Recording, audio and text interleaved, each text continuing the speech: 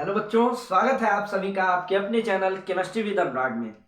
बच्चों, class 12th के लिए हम लोग बोर्ड एक्सप्रेस चला रहे हैं, जिसमें आज ये इस सीरीज का अपना 4th लेक्चर होगा। इस लेक्चर में हम आगे बढ़ें उससे पहले एक वाकया आपसे मैं डिस्कस करूंगा, शेयर करूंगा आपके साथ। बच्चों, ये कहानी तब की है जब मैं क्लास 10th का स्टूडेंट हुआ करता था। हम लोगों के एग्जाम्स करीब थे, स्कूल का फेयरवेल हो रहा था। उस दिन की बात है, हमारे एक टीचर थे, हमारे गुरुजी श्री जीत बहादुर सिंह। जब भी बच्चा पहली बार बोर्ड एग्जाम देने जा रहा होता है, आप लोगों का ये पहला बोर्ड होगा क्योंकि आप लोग तो कोरोना वाले हैं, है ना। तो एक अलग सा प्रेशर होता है बच्चों दिमाग पे, तमाम उहापो होती है, कैसे क्या मेंटल सेटअप होगा उस वक्त का। और अभी मैंने इतना पढ़ा है, ये चीजें छूटी रह गई, बहुत सा एक मतलब अंदर उलझन सी रहती है, हमारे अंदर भी थी। तो हमने फेयरवेल में जीत बहादुर सिंह सर का हम लोगों के ऊपर एक बड़ा इम्पैक्ट था कि हाँ भाई, बड़े एनर्जेटिक पर्सन, और सर को हम लोग फॉलो करते थे। तो सर से मैंने पूछा कि सर, अब तो गिने चुने 20-25 दिन बचे हुए हैं, तो क्या अभी भी हम लोग कुछ स्पेशल कर सकते हैं पढ़ के क्या? तो सर ने बोला कि देखो यार अनुराग, यही वर्ड्स थे सर के, देखो यार अनुराग, मैं इतना जानता हूं, मैं अगर तूफान जो है 1 मिनट भी रुक जाता है ना, तो बहुत कुछ बदल जाता है वो। और तुम में से हर एक स्टूडेंट के अंदर, यहां बैठे हुए हर एक स्टूडेंट के अंदर ऐसे हजारों तूफान है। अब मुद्दा यह है कि वो तूफान आता है या फिर नहीं आता है। मैं उनकी बात समझ गया कि सर क्या कहना चाह रहे हैं, और सच में उस दिन से लेके एग्जाम तक फिर मैं रुका नहीं बेटा, और हम में से बहुत सारे मेरे क्लासमेट्स रुके नहीं, और बाकी चीजें हिस्ट्री है ना। तो बच्चों, मैं यही कहना चाह रहा हूं कि अगर आप में से किसी को यह महसूस होता हो कि अब वक्त कम बचा है या एक अलग सी टेंशन होती हो, तो इन सब बातों की फिक्र छोड़िए, है ना। आप सिर्फ और सिर्फ अपने अंदर के तूफान को जगाइए और कुछ तूफानी करिए। तो ऐसे ही हम लोग आज तूफानी करने जा रहे हैं। आज हम लोगों का टॉपिक है बेटा केमिकल काइनेटिक्स। केमिकल काइनेटिक्स, रासायनिक बलगतिकी। आपके बोर्ड एक्सप्रेस का नेक्स्ट चैप्टर, हम लोगों ने इसके पहले इलेक्ट्रोकेमिस्ट्री निपटा ली है, अब बारी है केमिकल काइनेटिक्स की। आप जानते हो काइनेटिक्स आपने फिजिक्स में पढ़ा होगा, वैसी ही काइनेटिक्स अब आपको केमिस्ट्री की देनी है।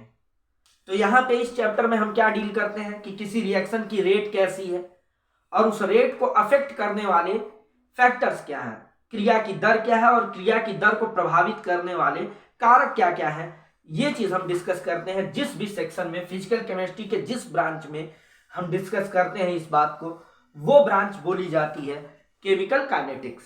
यानी कि आप पूरे इस चैप्टर में आप सिर्फ और सिर्फ रेट से रिलेटेड, केमिकल रिएक्शंस की रेट, दर या वेग जिसको आप कहते हो, उससे रिलेटेड बातों को पढ़ने वाले हो।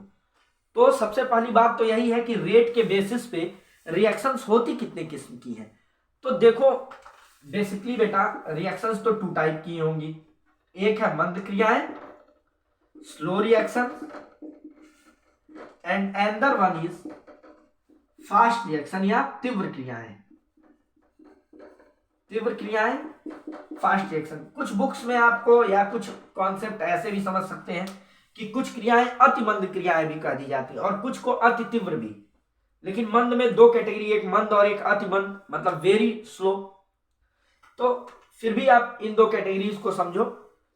स्लो रिएक्शन का मतलब ये हुआ कि जिसकी रेट बहुत कम हो, जो बहुत धीमे, मतलब जैसे 2-4 दिन में या महीने भर में कोई चेंज आपको नजर आए।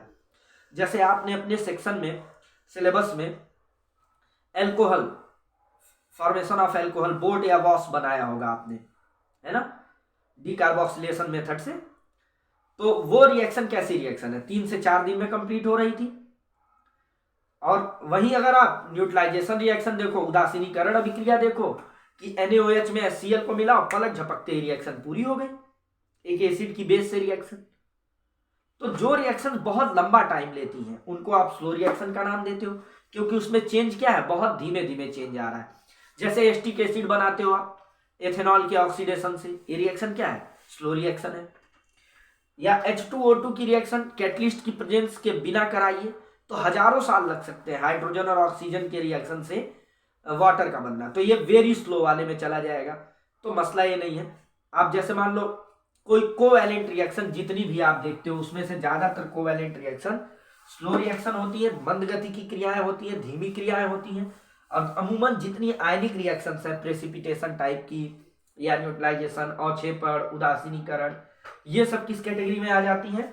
तीव्र क्रिया के कैटेगरी में आ जाती है, फास्ट रिएक्शन की कैटेगरी में आ जाती है। ठीक है, तो ये यहाँ पे हमें अभी इससे ज़्यादा कुछ और डिस्कस करने की जरूरत नहीं है, और क्योंकि इसको डायरेक्ट ऐसा कोई क्वेश्चन बनेगा नहीं, बनता है तो आप लिख ले जाएंगे, मुझे भरोसा है। अब बात ये आती है कि जो हमें बात कर रहे हैं कि दर क्या है, रिएक्शन रेट ऑफ रिएक्शन क्या है, अभिक्रिया की दर क्या होती है। तो अभिक्रिया की दर क्या होती है बच्चों? दर का मतलब क्या है? जैसे आपने फिजिक्स में रेट पढ़ा होगा, वेलोसिटी पढ़ी होगी, तो वेलोसिटी आपने क्या पढ़ा कि भाई डिस्प्लेसमेंट जो हुआ फाइनल पोजीशन में से इनिशियल पोजीशन को माइनस किया और टाइम इंटरवल से डिवाइड कर दिया। तो फिजिक्स में जो आपने वेलोसिटी निकाला वो क्या था? वहां पे पोजीशन चेंज हो रही थी। जब कोई रिएक्शन होती है तो वहां पे क्या होता है? जैसे मान लो ये रिएक्टेंट ए है और प्रोडक्ट बी है, तो यहां पर क्या होगा? टाइम शुरुआत में अगर आप देखें, टाइम जब 0 है बेटा, तो इसके मान लो ए मोल हो, इसके कितने मोल रहेंगे? 0 मोल रहेंगे। एकदम रिएक्शन अभी हम शुरू करा रहे हैं, अभी रिएक्शन आगे बढ़ी नहीं है। से दैट टाइम कुछ बीता, टाइम जो है 0 था, टाइम टी हो गया, इसके एक्स मोल बने, तो नो डाउट इसके एक्स मोल खर्च हुए होंगे, तभी इसके एक्स मोल बने होंगे। तो एक टर्म आता है डिसअपियरेंस एंड अपीयरेंस, मतलब ये डिसअपियर हुआ और ये अपीयर हुआ। मतलब ये कहो कि इसकी कॉन्सेंट्रेशन डिक्रीज हो रही है और प्रोडक्ट की कॉन्सेंट्रेशन इंक्रीज हो रही है। अभिकारक की सांद्रता घटेगी और उत्पाद की सांद्रता बढ़ेगी। अब रिएक्शन में क्या चेंज है? पोजीशन चेंज नहीं हो रही है, कॉन्सेंट्रेशन चेंज हो रही है। तो जो कॉन्सेंट्रेशन का चेंज है उसको जब आप टाइम से डिवाइड कर दोगे, टाइम टेकन जो भी है उससे डिवाइड करोगे, टाइम इंटरवल से डिवाइड करोगे, समय अंतराल से, तो आपको रेट मिल जाएगी। मीन्स देखा जाए तो हम लोग ये कह सकते हैं कि रेट या दर आर बराबर अभिकारक या उत्पाद की सांद्रता में परिवर्तन, सांद्रता में परिवर्तन, इंग्लिश में इसको बोलेंगे the change in concentration of reactant और product divided over time interval. Time taken means T2 minus T1, या फिर इसको आप लिख सकते हो TF minus TI, final time minus initial time, जो भी शुरुआती टाइम था। वैसे यहाँ पे कॉन्सेंट्रेशन चेंज का मतलब क्या हो गया? Final concentration minus initial concentration, या इसी को आप लिख सकते हो X2 माइनस X1, या इसी को आप लिख सकते हो कुछ बुक्स में C2 माइनस C1 आपको मिलेगा। तो ये कंडीशन है बेटा, ये फार्मूला हो जाएगा आपका ऐसे कि R is equal to C2 minus C1 upon T2 minus T1, that is delta C upon delta T। ये हो गया, अभिक्रिया की दर हो गई। अब ये जो दर है बेटा, ये जो रेट है, ये दो तरह की होती है। एक दर होती है औसत दर, एवरेज वेलोसिटी, एवरेज रेट, और एक होता है तात्क्षणिक, इंस्टेंटेनियस रेट। इसको आप ऐसे समझिए, ये तात्क्षणिक वेग आपसे पूछा जा सकता है, इंस्टेंटेनियस रेट आपसे डिस्कस किया जा सकता है, क्वेश्चन आ सकता है।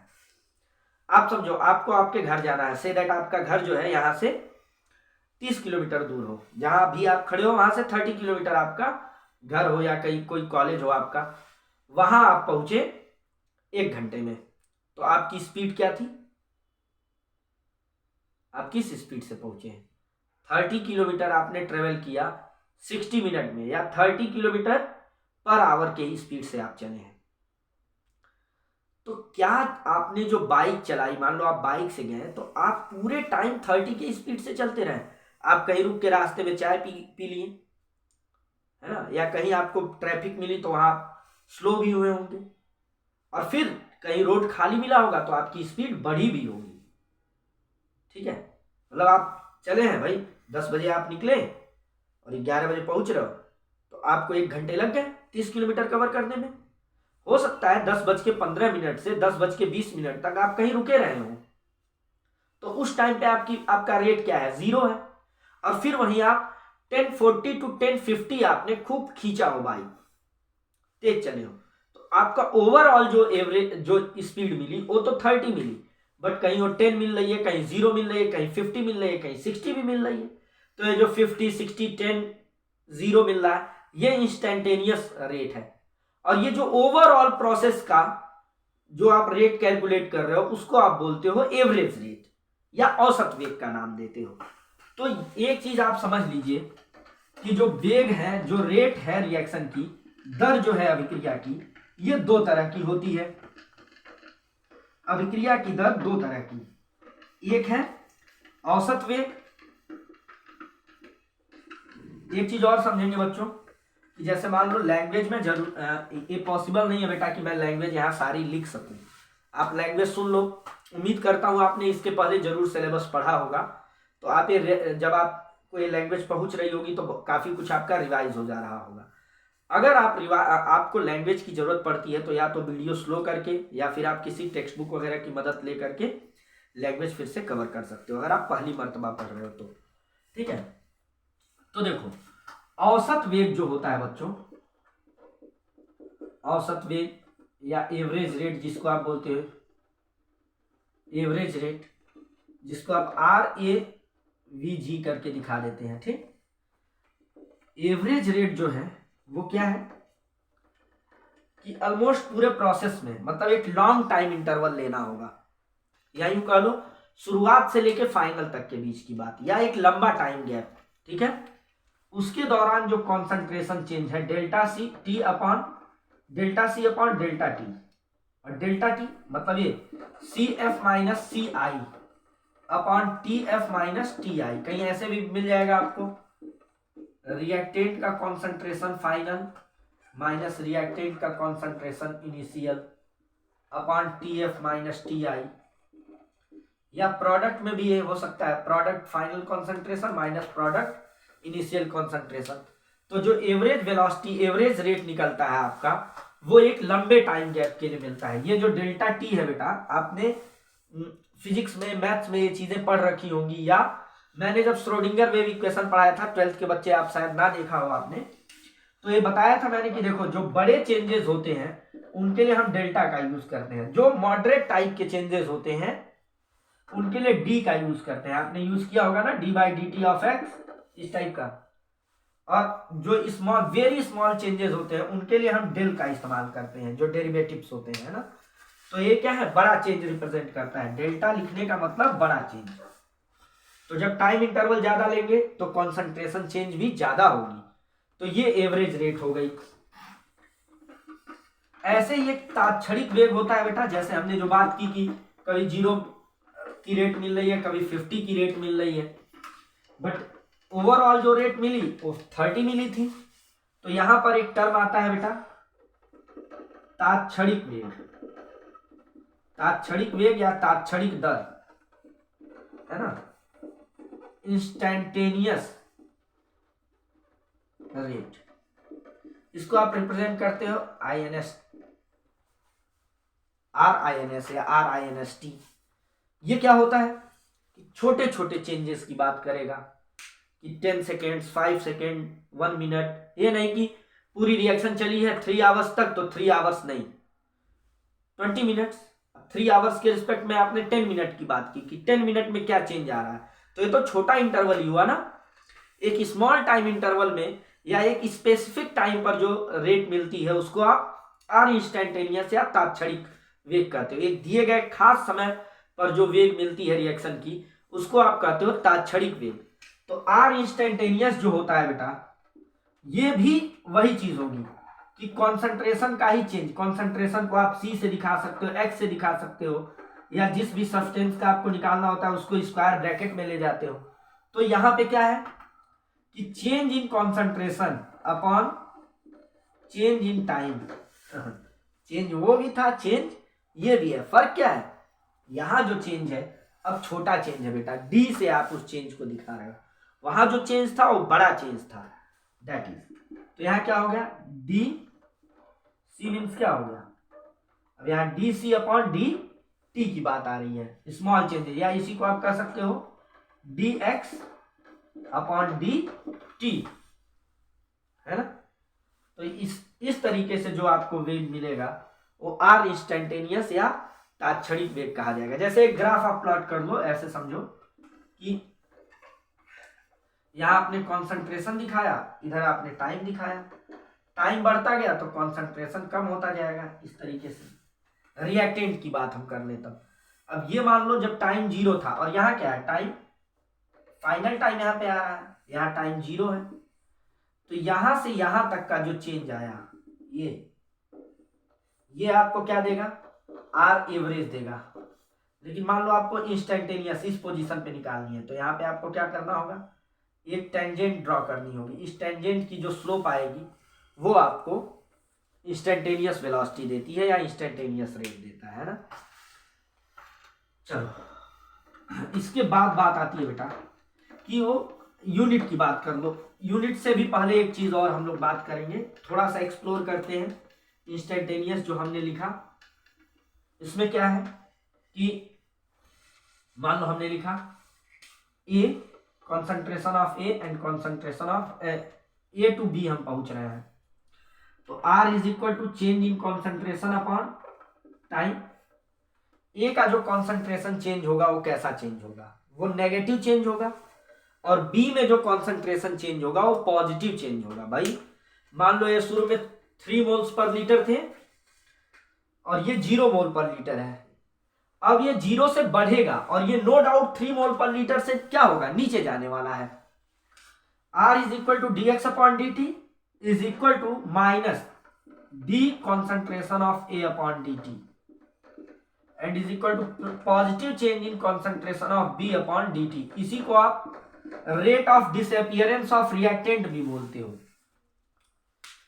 मतलब ए की जो अभिकारक की सांद्रता है उसमें वो गायब हो रहा है ना, विलुप्त हो रहा है, और ये क्या हो रहा है, बन रहा है, दिख रहा है फिर से, ठीक।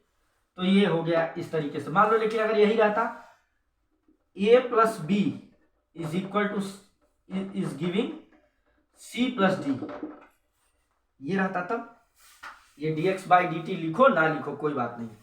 आर इज इक्वल टू क्या मिलेगा, ए के कॉन्सेंट्रेशन में negative change upon D T. अब इसमें बी को ऐड नहीं करेंगे, आपको रेट निकालना है तो या तो इनमें जो चेंज आया वो देख लो, या तो इनमें जो चेंज आया वो देख लो, ऐसा नहीं दोनों को ऐड करके आप देखोगे। जैसे आप जो मैंने एग्जांपल उठाया कि आप एक बाइक से जा रहे हो 30 किलोमीटर दूर, तो अब 30 किलोमीटर दूर आप जा रहे हो, उस बाइक पे 2 लोग बैठे हुए हो, आपको भी जाने में 1 घंटे लगे, आपने जिसको बैठाया था पीछे उसको भी जाने में 1 ही घंटे लगेंगे। अब आपको रेट निकालना है तो ऐसा नहीं है कि डबल कर दोगे, अरे भाई आपके लिए भी रेट 30 है, उनके लिए भी रेट 30 किलोमीटर पर आवर है ना, तो दोनों में चेंज एक ही जैसा हो रहा है।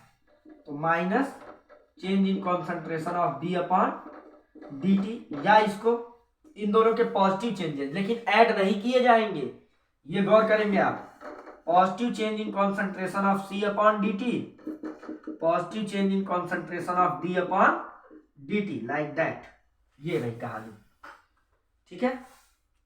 अब देखो यही से आप और कुछ कंक्लूड कर लेते हैं हम लोग। ये बहुत इंपॉर्टेंट चीज है बेटा, इस पर इससे रिलेटेड आपको कुछ चीजें मिल सकती हैं क्वेश्चन के फॉर्म में 1 मार्क में।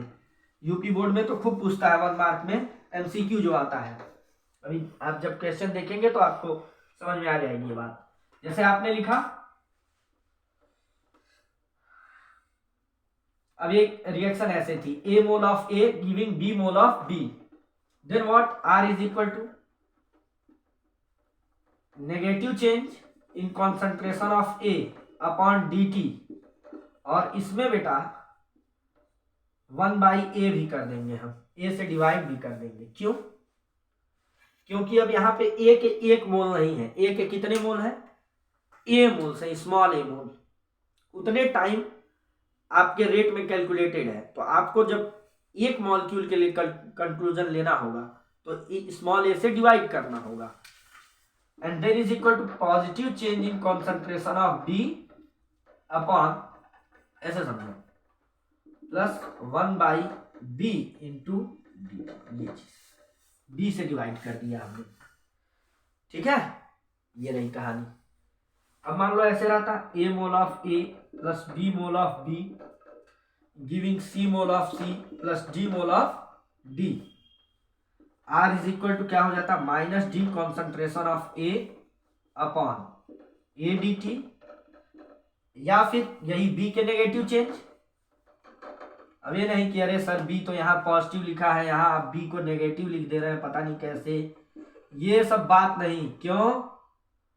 क्योंकि यहाँ पर B प्रोडक्ट है और यहाँ पर B क्या है, रिएक्टेंट है, अभिकारक है। अभिकारक में ऋणात्मक परिवर्तन, रिएक्टेंट में नेगेटिव चेंज और प्रोडक्ट में पॉजिटिव चेंज, यही गौर किए रहेंगे आप। Positive change in concentration of C upon C into D T, positive change in concentration of D upon D into D T. देखो ये डी जो है चेंज वाला डी है और ये डी क्या है, इसके नंबर ऑफ मोल वाली डी है, ठीक है। अब ये तो ए बी सी डी करके रिएक्शन था, आपको रिएक्शन कोई मटेरियल के साथ रिएक्शन दिया हो, जैसे अमोनिया दे दिया, अमोनिया का फॉर्मेशन या HI, तो उसको हम क्या करने वाले हैं ये समझिए आप।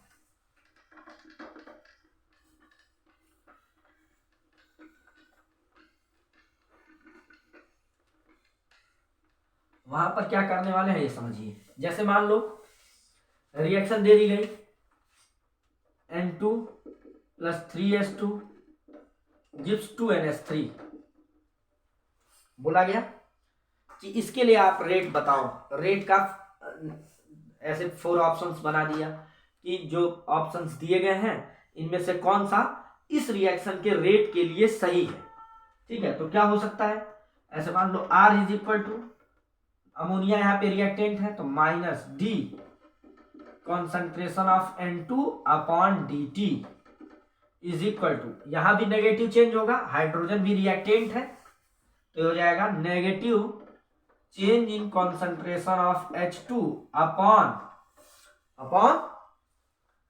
3dt। ये नंबर ऑफ मोल्स बेटा यहां नीचे लिखे जाएंगे, ये गौर किए। और ये 1 मार्क का बहुत अच्छा क्वेश्चन है आपके एग्जाम के लिए, है ना। Is equal to positive change in concentration of ammonia divided over 2 times dt, ये चीज हो जाएगा। ऐसे मान लो दे दिया H2 plus I2 gives 2HI, then what? Then R is equal to negative change in concentration of H2, H2 की सांद्रता ऋण D H2 की सांद्रता बटे dt बराबर I2 में भी तो नेगेटिव चेंज ही होगा, minus D concentration of I2 upon dt is equal to positive change in concentration of HI upon 2 into dt, ये हो गया। क्लियर है? इस तरह से आपको कोई भी कॉम्प्लेक्स टाइप की भी रिएक्शन मिले तो आप उसको लिख ले जाएंगे बेटा, रेट को। अब रेट की यूनिट, चलो रेट की यूनिट हम क्या देख लें यहीं पे, यूनिट ऑफ आर, आर का मात्रक, आर की इकाई। देखो 2 बातें हैं, एक है आर की इकाई और एक है के की इकाई। के आगे अभी आएगा, रेट कांस्टेंट होता है, वेग स्थिरांक, दोनों में फर्क है। बहुत कम चांस है कि आपसे आर की यूनिट पूछे, बट ऐसा नहीं पूछेगा। और आपसे अमूमन के की यूनिट पूछी जाती है, रेट कांस्टेंट की यूनिट पूछी जाती है, जो हर एक, अभी आगे आप एक टर्म पढ़ेंगे ऑर्डर, कोट, हर कोट के साथ बदल जाएगा। प्रथम कोट के साथ कुछ और, शून्य कोट के साथ कुछ और, द्वितीय कोट के साथ कुछ और, first order, second order, third order के लिए अलग अलग के फॉर्मूले मिलते हैं। इसी वजह से के की यूनिट अलग अलग मिलती है और इसी वजह से के की यूनिट पूछी जाती है, आर की नहीं, क्योंकि आर की तो फिक्स हो गई। आर का फॉर्मूला क्या था, dx अपॉन dt, मतलब कॉन्सेंट्रेशन में चेंज अपॉन टाइम में चेंज। कॉन्सेंट्रेशन मतलब मोलैरिटी, मोलैरिटी में ही आप दिखाते हो मान लो, तो इसकी यूनिट क्या हो गई, मोल पर लीटर अपॉन सेकेंड, तो ये आ गया mole litre inverse second inverse. हाँ एक बात और है, गैसियस सब्सटेंसेस, जैसे गैसियस सब्सटेंसेस रिएक्ट कर रहे हैं तो इनके कॉन्सेंट्रेशन को मोल पर लीटर में ना देके कभी कभार एटमॉस्फेरिक प्रेशर के फॉर्म में दे देता है। तो ये जो चेंज है ये मोल पर लीटर की जगह पे कभी कभार एटीएम सेकेंड इनवर्स भी आ जाएगा, या एटीएम पर आवर, एटीएम पर मिनट, और टाइम में आप जानते हो अमूमन सेकेंड लिया जाता है। तो ये कहानी रही रेट के बारे में कि रेट है क्या, रेट के को कैसे हम रिप्रेजेंट करेंगे, और फिर इसके बाद एक टर्म रेट से ही रिलेटेड और हमको पढ़ना है एक हेडिंग,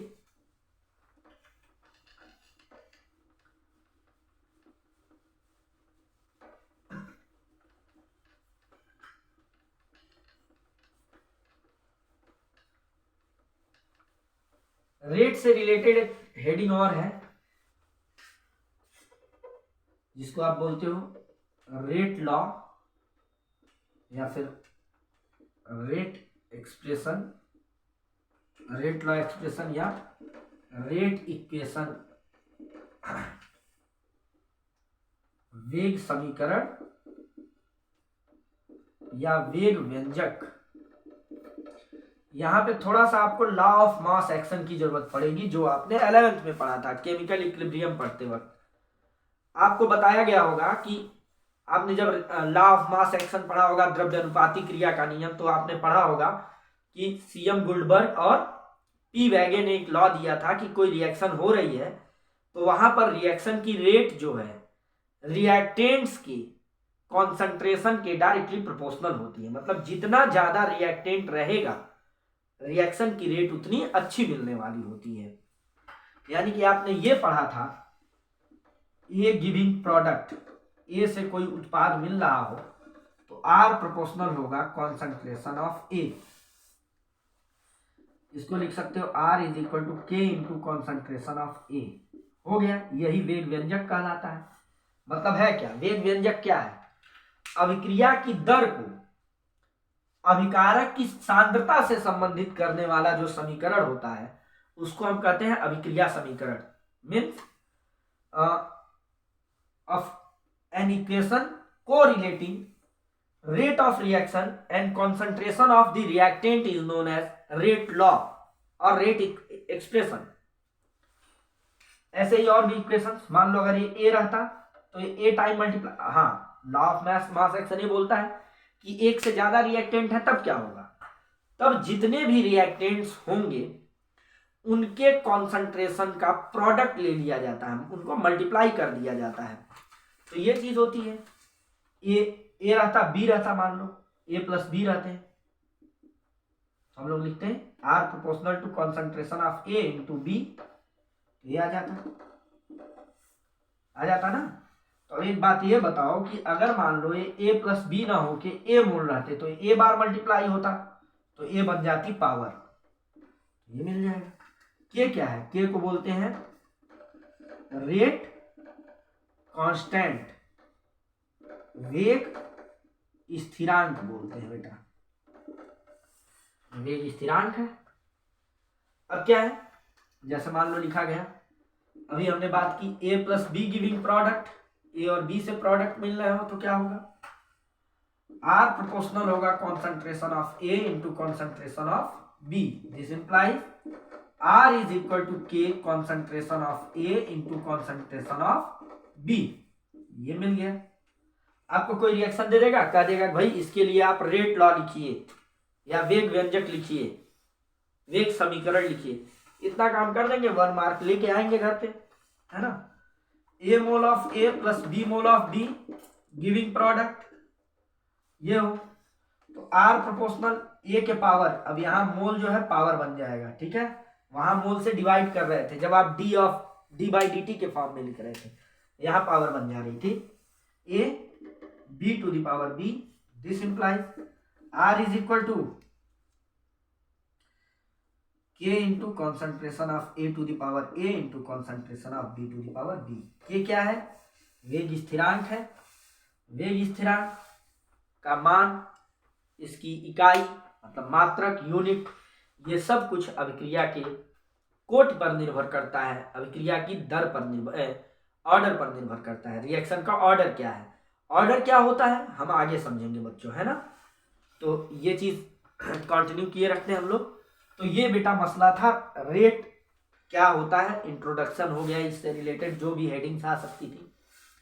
इसके बाद एक बहुत ही इंपॉर्टेंट क्वेश्चन आपका 2 या 3 मार्क्स में मुझे लगता है पूछ दिया जाएगा, factors affecting rate of reaction, कि अभिक्रिया के दर को प्रभावित करने वाले कौन कौन से कारक होते हैं, है ना।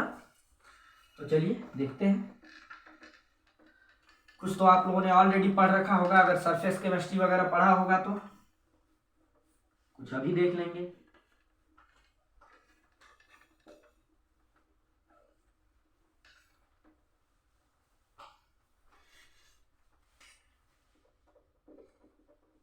Factors affecting rate of reaction, अभिक्रिया के दर को प्रभावित करने वाले कारक। ठीक है, देखो कुछ फैक्टर्स हैं बेटा। जैसे पहला फैक्टर तो यही है, नेचर ऑफ रिएक्टेंट। पहले तो आपको ये पता होना चाहिए कौन कौन से फैक्टर्स हैं अफेक्ट करने वाले, तब फिर आप इलेबरेट करोगे कि भाई ये फैक्टर कैसे अफेक्ट करेगा, ये वाला कारक रेट को बढ़ाएगा कि घटाएगा, कैसे बढ़ाएगा, क्यों बढ़ाएगा, ये बातें है ना। तो पहली चीज है नेचर ऑफ रिएक्टेंट, अभिकारक की प्रकृति, अभिकारक की प्रकृति। Second one is concentration of reactant,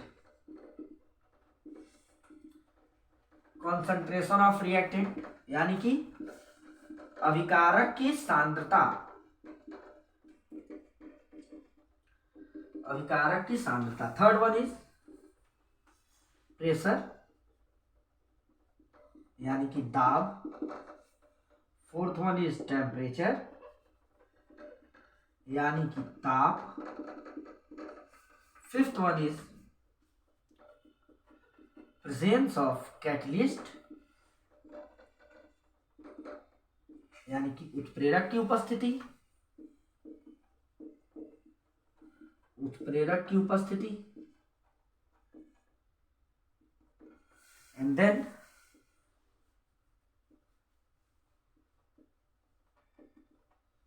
physical state of reactants and their surface and, ये हो गया भौतिक अवस्था, अभिकारकों की भौतिक अवस्था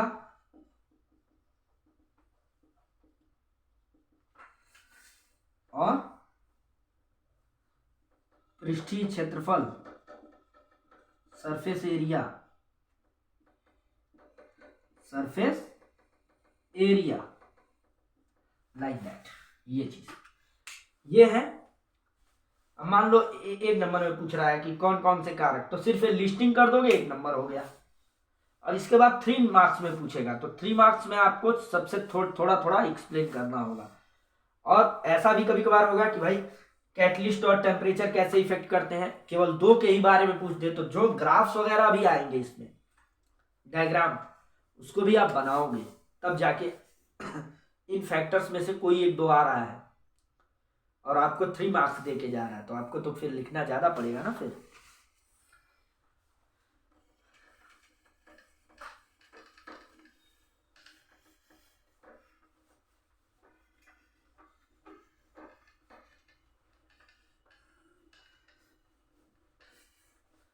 तो एक एक करके हम लोग एक्सप्लेन करते हैं। देखो पहली चीज जो है इसमें factor affecting rate of reaction में जो पहली चीज है वो है nature of reactant. Nature of reactant, अभिकारक की प्रकृति।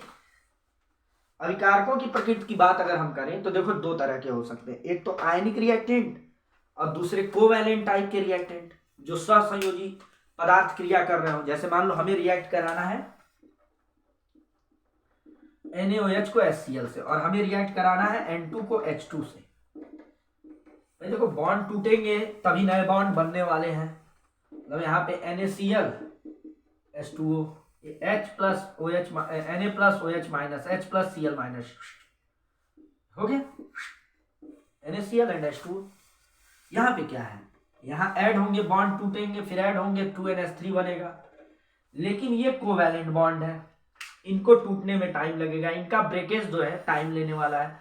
और इनका ब्रेकडाउन क्या है, इजी है। इसका पॉजिटिव उसके नेगेटिव के पास, उसका नेगेटिव उसके पॉजिटिव के पास, खट से रिएक्शन हो गई, काम खत्म। तो जब रिएक्टेंट आयनिक होते हैं या यूं कह लो जब रिएक्शन आयनिक रिएक्शन होती है तो वहां पर रेट ज्यादा मिलती है। आयनिक अभिक्रियाओं की रेट जो है, आयनिक वालों की जो आयनिक क्रियाएं हैं इनके लिए रेट हाई मिलने वाली है और इनके लिए कम मिलने वाली है। शुरुआत में भी हमने डिस्कस किया जब हमने स्लो एंड फास्ट रिएक्शन पढ़ी है ना। फिर इसके बाद बात आती है सेकेंड जो हमने पढ़ा। सेकेंड हमने डाला था यहाँ पे heading nature of reactant and second one is catalyst, temperature, pressure. Pressure की बात कर लो, कॉन्सेंट्रेशन सेकेंड हमने वो देखो मिस कर गया कॉन्सेंट्रेशन की बात। और ऐसा नहीं है कि मिस कर गया तो गलत हो गया कुछ, लास्ट में हम लोग उसको डिस्कस कर लेते हैं ना। कॉन्सेंट्रेशन सांद्रता, कॉन्सेंट्रेशन ऑफ रिएक्टेंट, अभिकारक की सांद्रता, अभिकारकों की सांद्रता। अभी हमने बात की लॉ ऑफ मास एक्शन की, इससे ठीक पिछले टॉपिक में कि भाई जितना ज्यादा अमाउंट में रिएक्टेंट रहेंगे रिएक्शन की रेट उतनी अच्छी मिलने वाली है ना। मीन सीधी बात यह है कि R प्रोपोर्शनल टू, अब जैसे यही अभी हमने लिखा था रिएक्शन कि A giving product, so R proportional to concentration of A plus B अगर है प्रोडक्ट दे रहे हैं, एक से ज्यादा है, रिएक्टेंट ना होके रिएक्टेंट्स होंगे, अभिकारक ना होके अभिकारकों की बात अगर होगी एक से ज्यादा होंगे तो उन सब के कॉन्सेंट्रेशन के अकॉर्डिंग बढ़ेगा रेट, है ना। जितने ज्यादा वो कॉन्सेंट्रेशन में रहेंगे रेट उतनी अच्छी मिलने वाली है। तो R proportional to concentration of A into concentration of B।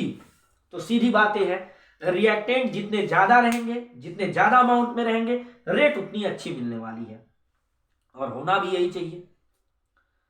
हम लोग चाय बनाने जा रहे हैं ना, हमारे पास मान लो ठंडक है, कॉफी बनाने जा रहे हो तो दूध ना हो, ना ही क्या कहते हैं पानी रखा आपने, इवन आपने LPG भी नहीं रखा, यही सब तो रिएक्टिंग मटेरियल्स हैं। तो अगर ये आपने रखा ही नहीं तो रिएक्शन होगी कैसे, है ना।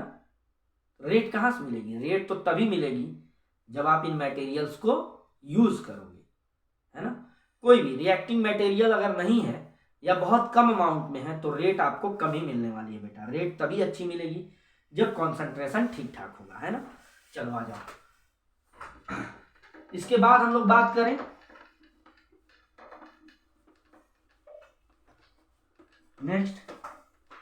नेक्स्ट टॉपिक है बेटा, इसमें हमने प्रेशर की बात की। जो थर्ड है वो है प्रेशर या दाब। प्रेशर की बात करें या दाब की बात करें तो प्रेशर क्या होता है बेटा, प्रेशर जब हम बढ़ाएंगे, जैसे मान लो एक गैसियस रिएक्शन हो रही है, प्रेशर जब हम बढ़ाते हैं तो उन मॉलिक्यूल्स के कोलाइड, जैसे मान लो यहाँ पे इस कमरे में N2 और H2 हैं, हैबर प्रोसेस से रिएक्शन कराती हैं। यहाँ पे आयरन जो भी कैटलिस्ट वगैरह ना, आयरन मॉलिब्डेनम, टेम्परेचर प्रेशर की सिचुएशंस हैं वो हमने रख दी हैं। इसके बाद अब मान लो N2H2 जब आपस में कोलाइड करेंगे तभी वो प्रोडक्ट में बदलेंगे, या H2 और I2 जैसे मान लो रिएक्ट करते हैं तो बनता है 2HI। तो बनने क्या मतलब है, यहाँ H2 है, ये I2 है, ये जब कोलाइड करते हैं आपस में, आगे भी आपको पढ़ना है मॉलिक्यूलर कोलिजन थियरी, अणुक संघट्ट सिद्धांत, जब ये आपस में कोलाइड करेंगे तब तो प्रोडक्ट में बदलेंगे। तो एक बात मुझे ये बताओ आप कि हमने जब प्रेशर बढ़ाया तो इनके बीच का कोलिजन बढ़ना चाहिए कि नहीं बढ़ना चाहिए। जो मॉलिक्यूल्स कोलाइड नहीं भी करने वाले रहे होंगे, अगर प्रेशर हमने बढ़ा दिया तो उनके कोलाइड करने के चांस बढ़ जाएंगे। और कोलाइड करने का चांस बढ़ने का मतलब यह है कि वो प्रोडक्ट में अच्छे से चेंज होंगे, यानी कि रेट अच्छी मिलेगी। It means R proportional to P, rate of reaction is directly proportional to pressure। ये कहानी थी बेटा। फिर इसके बाद बात आती है फोर्थ, टेम्परेचर की बात हम लोग कर रहे हैं। देखो, जब टेम्परेचर आप बढ़ाते हो किसी भी रिएक्शन की तो जनरली रेट बढ़ती है, एक एक्सट्रीम तक बढ़ती है, एक खास वैल्यू तक बढ़ती है और उसके बाद फिर वो घटने लगती है। यही वजह होती है कि आप बहुत से रिएक्शन का आप ये नहीं देखते हो कि 2000 डिग्री सेल्सियस 300 डिग्री सेल्सियस पे रिएक्शन हो रही है, मतलब उस रिएक्शन की रेट 20 डिग्री सेल्सियस पर भी कम मिल रही है और 1000 डिग्री सेल्सियस पर भी कम मिल रही है, 300 डिग्री पे अच्छी मिल रही है, जिसको आप उस रिएक्शन का ऑप्टिमम टेम्परेचर या अनुकूलतम ताप कहते हो। तो होता क्या है, यहां पर हमने ऐसे बनाया,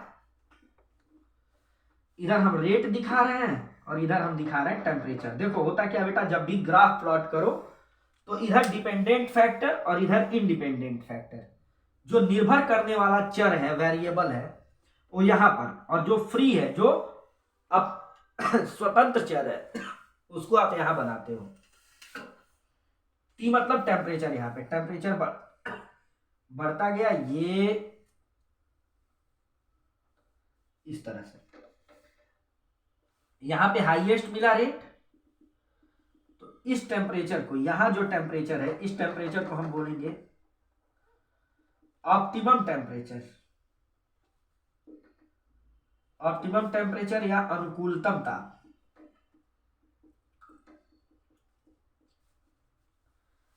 और ये ग्राफ जो आपको मिला वो बेल शेप्ड स्ट्रक्चर मिलता है, यहां पे घंटे के आकार का है ना, तो बेल शेप्ड ग्राफ।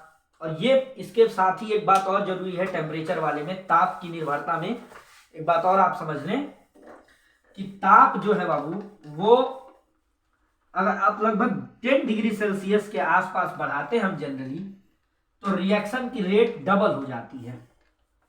कितना डिग्री इंक्रीमेंट?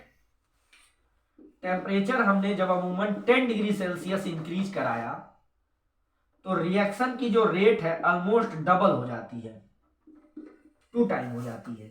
लेकिन हमेशा नहीं। अब टेम्परेचर मान लो पहुंच गया है 1500 डिग्री सेल्सियस और आप सोच रहे हो कि 1510 करके रिएक्शन की रेट डबल कर दो, तो ऐसा पॉसिबल नहीं है। ये इनिशियली बात है कि जैसे मान लो अभी टेम्परेचर 25 डिग्री है, आपने 35 किया तो रेट ऑलमोस्ट डबल हो जाती है। और ये जो रेशियो है रेट्स का इस 10 डिग्री सेल्सियस के डिफरेंस पे, इसको बोलते हैं टेम्परेचर कोफिशिएंट, ताप गुणांक। मीन्स ताप गुणांक क्या है? Q10 इसको आप बोलते हो। टेम्परेचर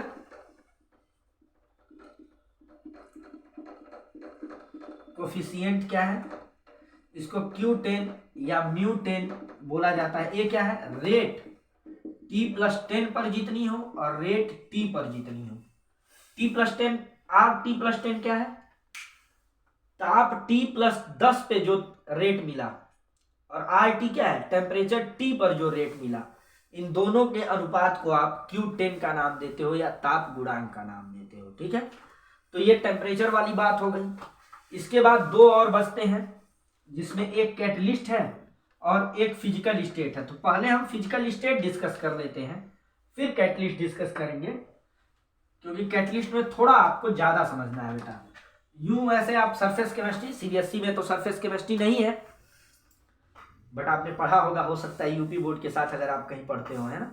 यूपी बोर्ड के बच्चों के लिए तो सरफेस केमिस्ट्री है ही, बहुत इंपॉर्टेंट चैप्टर है। और मैं यहाँ पे डिस्कस भी करूंगा, क्योंकि मेरी कोशिश है बेटा कि आप सभी लोगों का कवर हो कोर्स, है ना, और आप फास्ट ट्रैक रिवीजन में आप इसको कवर कर ले जाए केमिस्ट्री मेरे साथ साथ, है ना। बस ये है कि आप थोड़ा सा मुझे सपोर्ट करिए, मैं आपके साथ खड़ा हूँ बेटा, है ना। चलो देखो क्या है बच्चों, और इसमें जो 6th पॉइंट था, मतलब जो physical state and surface area, मतलब भौतिक अवस्था और पृष्ठीय क्षेत्रफल। तो भौतिक अवस्था का क्या मसला है? देखो, जो गैसियस रिएक्शंस होती हैं वो सॉलिड स्टेट की रिएक्शन से या यूं कह लो लिक्विड स्टेट की रिएक्शन से ज्यादा रेट देती हैं। ऐसा क्या है, आपने पढ़ा कि कोलिजन जब होगा तो रिएक्शन ज्यादा होगा, रेट ज्यादा मिलेगी, प्रोडक्ट में कन्वर्जन ज्यादा होगा। तो अगर गैसियस स्टेट की बात करें तो मॉलिक्यूल्स आपस में मिल सकते हैं इजीली, है ना। वहीं सॉलिड में और लिक्विड में अब इसके बाद क्या है, गैस के बाद लिक्विड का नंबर और सॉलिड में सबसे कम। तो जितना फ्लूइड मटेरियल होगा रिएक्शन की रेट उतनी अच्छी मिलने वाली है। अब फिर क्या है, सरफेस एरिया। सरफेस एरिया क्या है, अगर आप किसी भी मटेरियल का, रिएक्टिंग मटेरियल का सरफेस एरिया ज्यादा लेते हो तो आपको क्या होगा, तो वहां पर रिएक्शन की रेट ज्यादा मिलने वाली है। क्यों, जैसे मान लो ये रुमाल है, इसको हमने ऐसे मोड़ रखा है, ठीक। तो अभी ऐसी ही एक और रुमाल लिया हमने, एक मटेरियल और है, वो आके इससे कोलाइड करे तो इसके सरफेस पे जो मॉलिक्यूल होंगे वही रिएक्टिंग मॉलिक्यूल बनेंगे। इस पे भी सिकुड़ा हुआ है और इसको हमने अगर ऐसे फैला दिया बेटा, तो अब जो इसके सरफेस पे नंबर ऑफ मॉलिक्यूल्स हैं वो बढ़ गए। तो जो रिएक्टिंग मॉलिक्यूल्स का नंबर अगर बढ़ेगा तो नो डाउट रिएक्शन की रेट भी बढ़ी हुई ही मिलेगी, है ना। तो ये चीज है, तो सरफेस एरिया के डायरेक्टली प्रोपोर्शनल होता है रिएक्शन की रेट। और फिजिकल स्टेट में गैसियस से स्लो लिक्विड और लिक्विड से स्लो सॉलिड, इसमें ये बात थी। इसके बाद बात आती है कैटलिस्ट की। उत्प्रेरकों की उपस्थिति की बात कर लो कि उत्प्रेरक रहेंगे तो क्या होगा, उत्प्रेरक नहीं रहेंगे तो क्या होगा।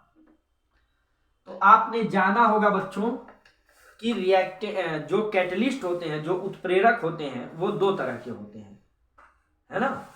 जो कैटलिस्ट होते हैं वो दो तरह के होते हैं। उत्प्रेरक कितने तरह के, कैटलिस्ट कितने तरह के, 2 टाइप के, पॉजिटिव कैटलिस्ट और नेगेटिव कैटलिस्ट। और इससे ज्यादा हम लोग सरफेस में पढ़ेंगे तो और 2 कैटेगरी आपको मिल जाएगी। एक होता है positive catalysis, negative catalysis, auto catalysis और इंड्यूस कैटलिसिस के भी 2 कैटेगरी मिलते हैं। पॉजिटिव कैटलिसिस का मतलब क्या है, मान लो 2 लोग लड़ नहीं रहे, तीसरा कोई गया, अरे सुने थे गाली दे रहा था यार तुमको, झगड़ा शुरू, है ना। नेगेटिव कैटलिस्ट क्या, झगड़ा हो रहा है, अरे नहीं अरे भैया भाईचारा बना रहना चाहिए, अरे नहीं झगड़ा मत करिए आप लोग, नेगेटिव कैटलिस्ट हो गए।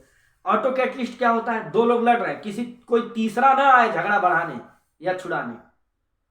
2 लोग लड़ रहे हैं, उसी में से एक बोल दिया अरे अब देख लेंगे हम तुमको, देखो अभी देखो, है ना। उसी में से कोई एक वर्ड निकला, जैसे आपने एस्टर हाइड्रोलिसिस पढ़ा होगा तो उसमें एस्टिक एसिड बना, वो ऑटो कैटलिसिस होता है। ऑटो कैटलिस्ट का एग्जांपल है कि वो खुद ही रेट बढ़ा देता है रिएक्शन का, जो प्रोडक्ट बनता है वही। ऐसे ही होती है इंड्यूस्ड कैटलिसिस, 2 लोग लड़ रहे हैं, 2 लोग नहीं लड़ रहे हैं। जो लोग लड़ रहे थे उनको देख के ना लड़ने वाले भी लड़ने लगे, फाइट करने लगे। मीन्स एक रिएक्शन हो रही थी ठीक ठाक स्पीड से, दूसरी इतनी स्लो हो रही थी कि पता ही नहीं चल रहा था रिएक्शन हो रही नहीं। दोनों रिएक्शन को साथ कराया तो दोनों रिएक्शन फास्ट होने लगी। एक टेस्ट ट्यूब में कराया, जैसे सोडियम सल्फाइड का ऑक्सीडेशन सोडियम सल्फेट पे अच्छे रेट से होता है, वहीं सोडियम आर्सेनाइड नहीं ऑक्सीडाइज होती है इजीली। बट अगर सोडियम सल्फेट और सोडियम सल्फाइड और सोडियम आर्सेनाइड दोनों को जब हम ऑक्सीडाइज कराते हैं साथ साथ तो दोनों अच्छे ढंग से ऑक्सीडाइज होते हैं, तो होता है इंड्यूस्ड कैटलिसिस। वो खैर मसला नहीं है, इसको आप अभी बताओ। ये पॉजिटिव यानी कि धनात्मक उत्प्रेरक और ये ऋणात्मक उत्प्रेरक, इनकी उपस्थिति से क्या होने वाला है रिएक्शन की रेट पर, आपको पता है, आपने पढ़ा होगा ये जरूर 9, 10 से लेके अब तक कहीं ना कहीं, कि देखो कोई भी कैटलिस्ट रिएक्शन को शुरू नहीं कराता है, वो या तो रिएक्शन के रेट को बढ़ाता है या तो रिएक्शन के रेट को घटाता है, इंक्रीज या डिक्रीज कराता है, ना कि वो रिएक्शन को शुरू कराता है या खत्म करता है। नहीं, कैटलिस्ट का ये काम नहीं है। कैटलिस्ट का काम सिर्फ रिएक्शन के रेट को बढ़ाना घटाना। जैसे पॉजिटिव कैटलिस्ट क्या करता है, ये रेट को इंक्रीज करेगा और ये रेट को डिक्रीज करेगा। Negative catalyst means in catalyst की जो इंपैक्ट है वो रेट को इंक्रीज और डिक्रीज कराने में है। पॉजिटिव कैटलिस्ट का प्रेजेंस रेट को इंक्रीज कराएगा, नेगेटिव कैटलिस्ट रेट को डिक्रीज कराएगा। अब ये रेट इंक्रीज या डिक्रीज कैसे कराते हैं इस बात को भी हम समझ लेते हैं।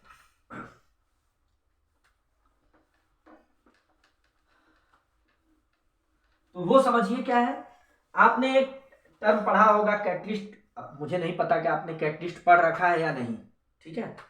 नहीं भी पढ़ा है बेटा तो आप एक चीज समझिए कि जैसे मान लो इधर रिएक्शन प्रोग्रेस हो, अभिक्रिया की प्रगति, इधर क्या है, क्रिया प्रगति,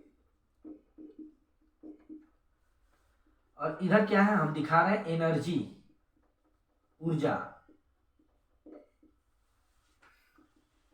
यहां पर मान लो रिएक्टेंट्स की अगर एनर्जी है, ई आर मतलब अभिकारकों की ऊर्जा, ठीक। तो ये उत्पाद में तभी बदलेंगे बच्चों जब एक मिनिमम एनर्जी रिक्वायर्ड कर लेंगे, जिसको ईटी थ्रेशोल्ड एनर्जी बोलते हैं। क्या बोलते हैं? थ्रेशोल्ड एनर्जी, या हिंदी में बोलते हैं देहली ऊर्जा। अगर इन रिएक्टेंट्स की एनर्जी ईटी के इक्वल हो जाए, जो एक इमेजनरी या हाइपोथेटिकल एनर्जी बैरियर है, ऊर्जा बाधा है, इसको पार करने की हैसियत में जब ये आ जाते हैं रिएक्टेंट, तब ये प्रोडक्ट में बदल जाते हैं। मतलब जैसे मान लो कि रिएक्टेंट्स की एनर्जी इतनी हो गई कि ये थ्रेशोल्ड एनर्जी बैरियर जो है इसको छू गए, तो ये प्रोडक्ट में कन्वर्ट होंगे और इनकी एनर्जी पहले से भी कम हो जाएगी, क्योंकि वो ज्यादा स्टेबल हो गए, है ना। प्रोडक्ट्स की एनर्जी हमेशा रिएक्टेंट से कम होती है, ठीक। तो यहां पे आ गई प्रोडक्ट की एनर्जी, ठीक है। ये हो गया ईपी। तो ये क्या है, ये बिना उत्प्रेरक के है। ये ग्राफ जो बनाया आपने, ये अनकैटलाइज्ड रिएक्शन है,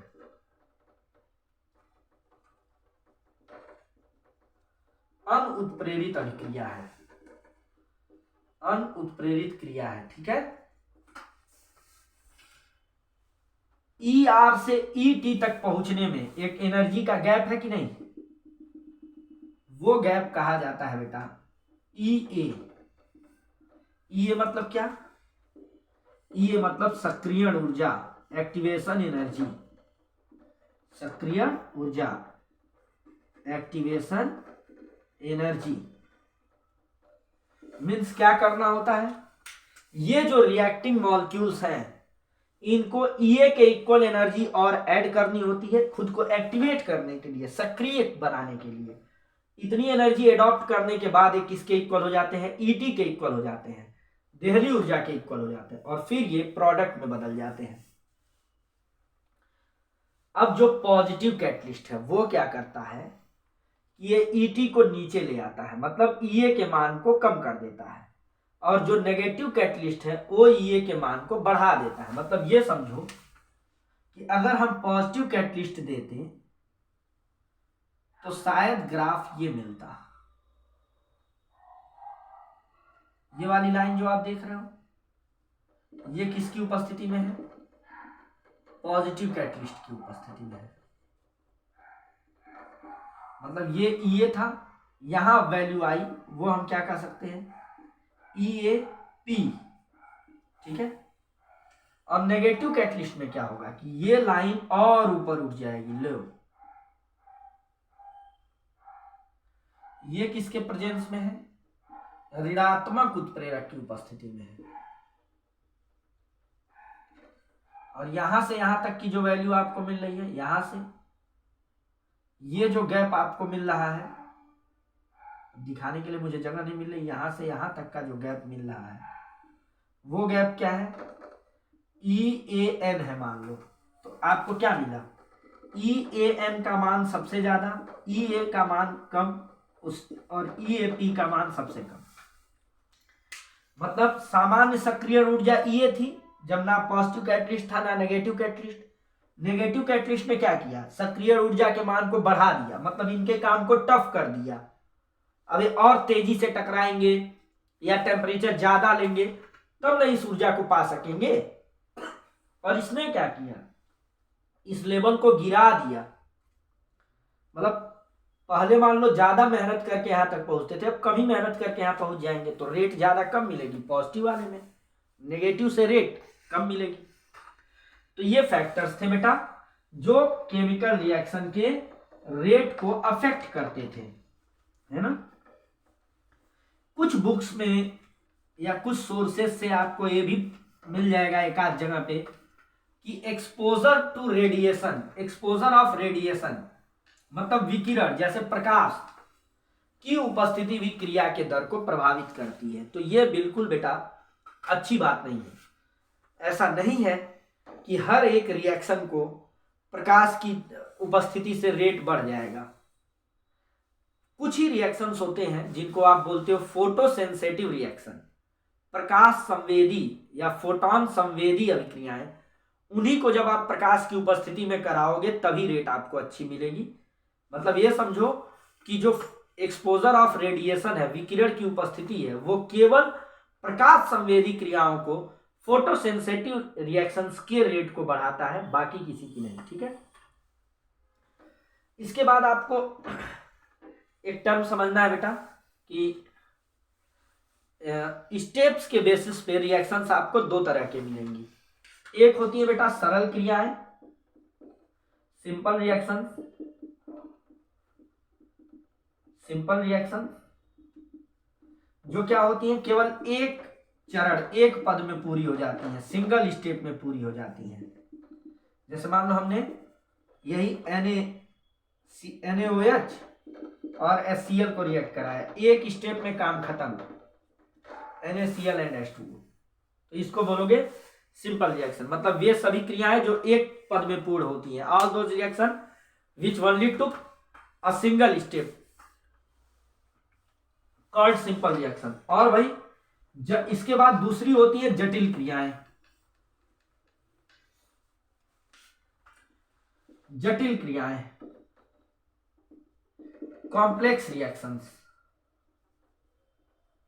कॉम्प्लेक्स रिएक्शंस क्या होती है? कॉम्प्लेक्स रिएक्शंस होती है बेटा, बस सिंपल अगर आपने समझ लिया तो कॉम्प्लेक्स आप यूं ही समझ गए कि ऐसी कोई भी क्रिया बेटा जो एक से ज्यादा या यूं कह लो बहुत सारे स्टेप्स में, सेवरल स्टेप्स में कंप्लीट करती है, उसको हम नाम देते हैं कॉम्प्लेक्स रिएक्शन का, विच टुक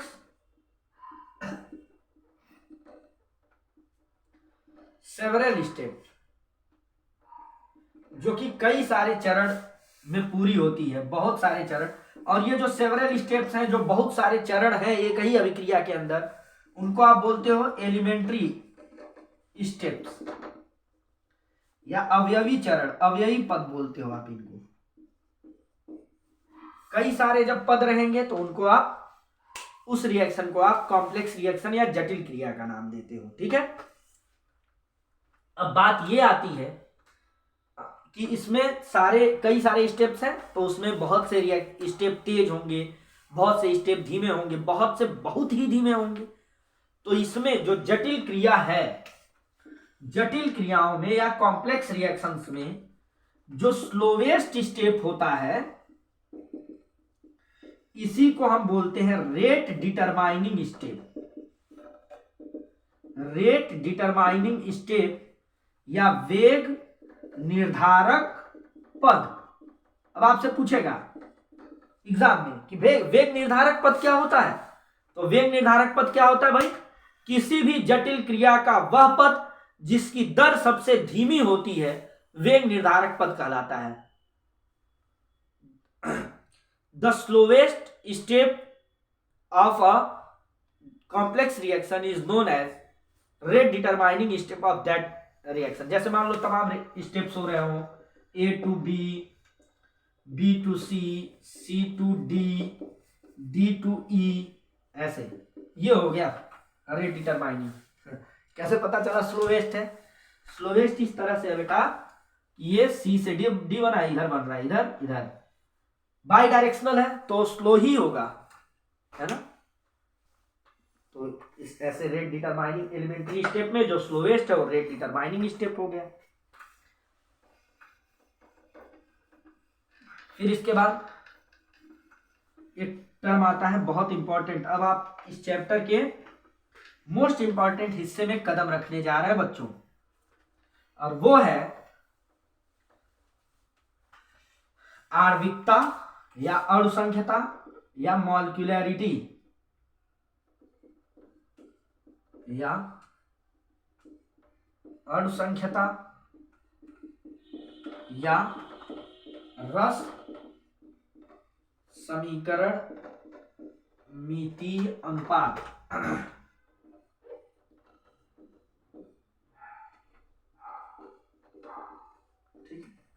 इंग्लिश होती है बेटा मॉलिक्यूलैरिटी और स्टोइकोमेट्रिक कोफिशिएंट।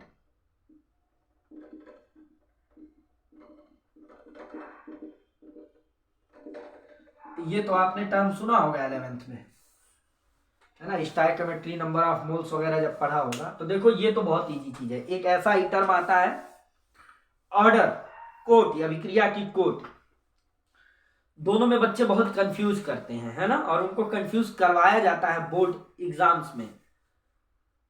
आपने कितना क्लियर पढ़ा है उसी से आप क्वेश्चन सॉल्व कर पाओगे, ठीक है। तो देखो बहुत इजी सी बात मैं आपको समझाता हूं बेटा। जैसे मान लो आप एक क्लास में गए, आप के क्लास में कोचिंग स्कूल कहीं आप बैठे हुए हैं और आपसे टीचर ने पूछा कि कितने लोग पढ़ने आए हुए हैं या कितने लोग पढ़ रहे हैं। आपसे दो क्वेश्चन, आपसे पूछा गया कितने लोग पढ़ रहे हैं, इस क्लास में कितने लोग पढ़ रहे हैं, या अभी मान लो ये वीडियो जितने लोग देख रहे हो उनसे उनके कॉन्टेक्स्ट में एक क्वेश्चन मैं पूछ लूं कितने लोग पढ़ रहे हैं। कितने लोग पढ़ रहे हैं लगे काउंट करने आप। तो मान लो क्लास में आपके 60 स्टूडेंट्स थे, आपने गिन के बता दिया सर 60, लेकिन वो तो सिर्फ पढ़ने आने वाले लोग हैं ना 60, क्लास में प्रेजेंट लोग हैं, पढ़ पता नहीं कितने लोग हैं। अब कितने के दिमाग में उसी में चल रहा है, अरे यार आज मौसी के वहां पार्टी था, गड़बड़ा गया, हम तो यहाँ चले आए। किसी के दिमाग में चल रहा है अबे यार भैया बोले थे दृश्यम देखने चलना है, ठीक है। तो वो पढ़ थोड़ी ना रहा है, वो तो पढ़ने आया है भाई बस। तो यही फर्क होता है बेटा ऑर्डर में और मॉलिक्यूलैरिटी में, आणविकता में और कोटि में। बात समझो, जितने पढ़ने आ गए वो सब आणविकता में या मॉलिक्यूलैरिटी में गिन लिए जाएंगे, लेकिन ठीक है, लेकिन उसमें से जितने पढ़ रहे होंगे एक्चुअली सीरियसली, यानी कि जितने मॉलिक्यूल्स रिएक्ट करने चले आए वो मॉलिक्यूलैरिटी हो गया। और जो जिनके रिएक्शन के बाद जिनके कॉन्सेंट्रेशन में चेंज की वजह से रिएक्शन का रेट डिटरमाइन हुआ उनके नंबर को आप ऑर्डर बोलते हो। अभी हम इसको और इलेबरेट करेंगे हम लोग, ठीक है। देखो इसको तो आपने समझ लिया कि जितने मॉलिक्यूल रिएक्ट करने चले आए, नंबर ऑफ रिएक्टेंट मॉलिक्यूल्स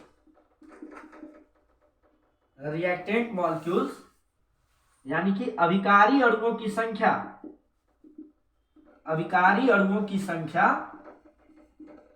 क्या कहलाती है, एससीसी कहलाती है, या मॉलिक्यूलैरिटी कहलाती है, आणविकता कहलाती है, अणुसंख्यता कहलाती है, जो भी कह लो आप, है ना।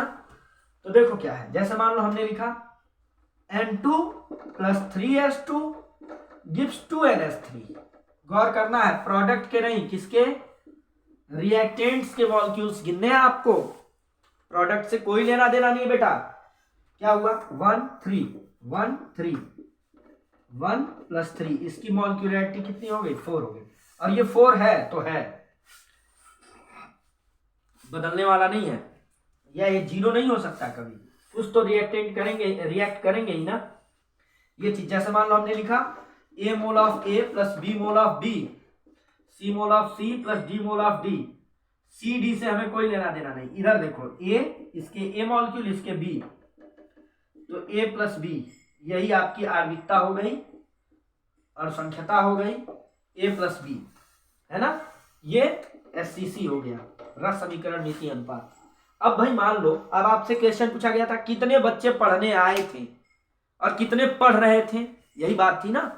तो पढ़ने तो भाई कभी भी 0 स्टूडेंट नहीं आएंगे, क्लास चल रही है तो एटलीस्ट 1 स्टूडेंट तो होगा ही, या डेसिमल में नहीं होगा, कह रहे हाँ सर आज तो -3 स्टूडेंट्स आए थे, या सर 0.5 स्टूडेंट आए थे, नहीं, कुछ तो आएंगे तभी तो रिएक्शन हो रही है ना।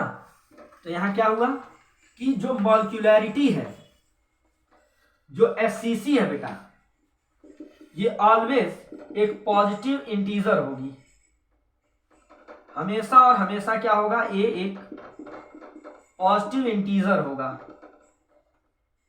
मतलब धनात्मक पूर्णांक होगा, हमेशा धनात्मक पूर्णांक होगा, कभी भी जीरो या फ्रैक्शन या नेगेटिव नहीं होगा। तीसरी बात क्या है, आपने इक्वेशन देखा, इक्वेशन पर एक दृष्टि डाली, ग्लांस दिया और आपने बता दिया कि रेट आणविकता क्या है। मतलब इसका निर्धारण सिर्फ और सिर्फ क्रिया को देख करके, जो रासायनिक समीकरण है उसको देख करके भी इसका निर्धारण किया जा सकता है।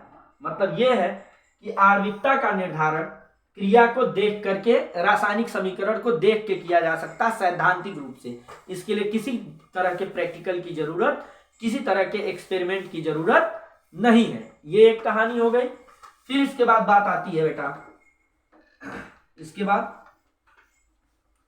ये तो आपने देखा आणविकता की बात थी, और इसमें किसी और चीज को नहीं, आपको सिर्फ देख लेना है कितने मॉलिक्यूल्स ने रिएक्ट किया था, बस। इसके बाद बात आती है कोट की, बात आती है बेटा, कोट या ऑर्डर, अभिक्रिया की कोट, रेट ऑर्डर ऑफ रिएक्शन या अभिक्रिया की कोट। ये एक पेचीदा मसला है बेटा। यहां पे देखो, रिएक्ट करने आ गए 100 मॉलिक्यूल, इन 100 भी रेट को इफेक्ट नहीं कर पा रहे थे, तो वहां तो ऑर्डर 0 हो गया।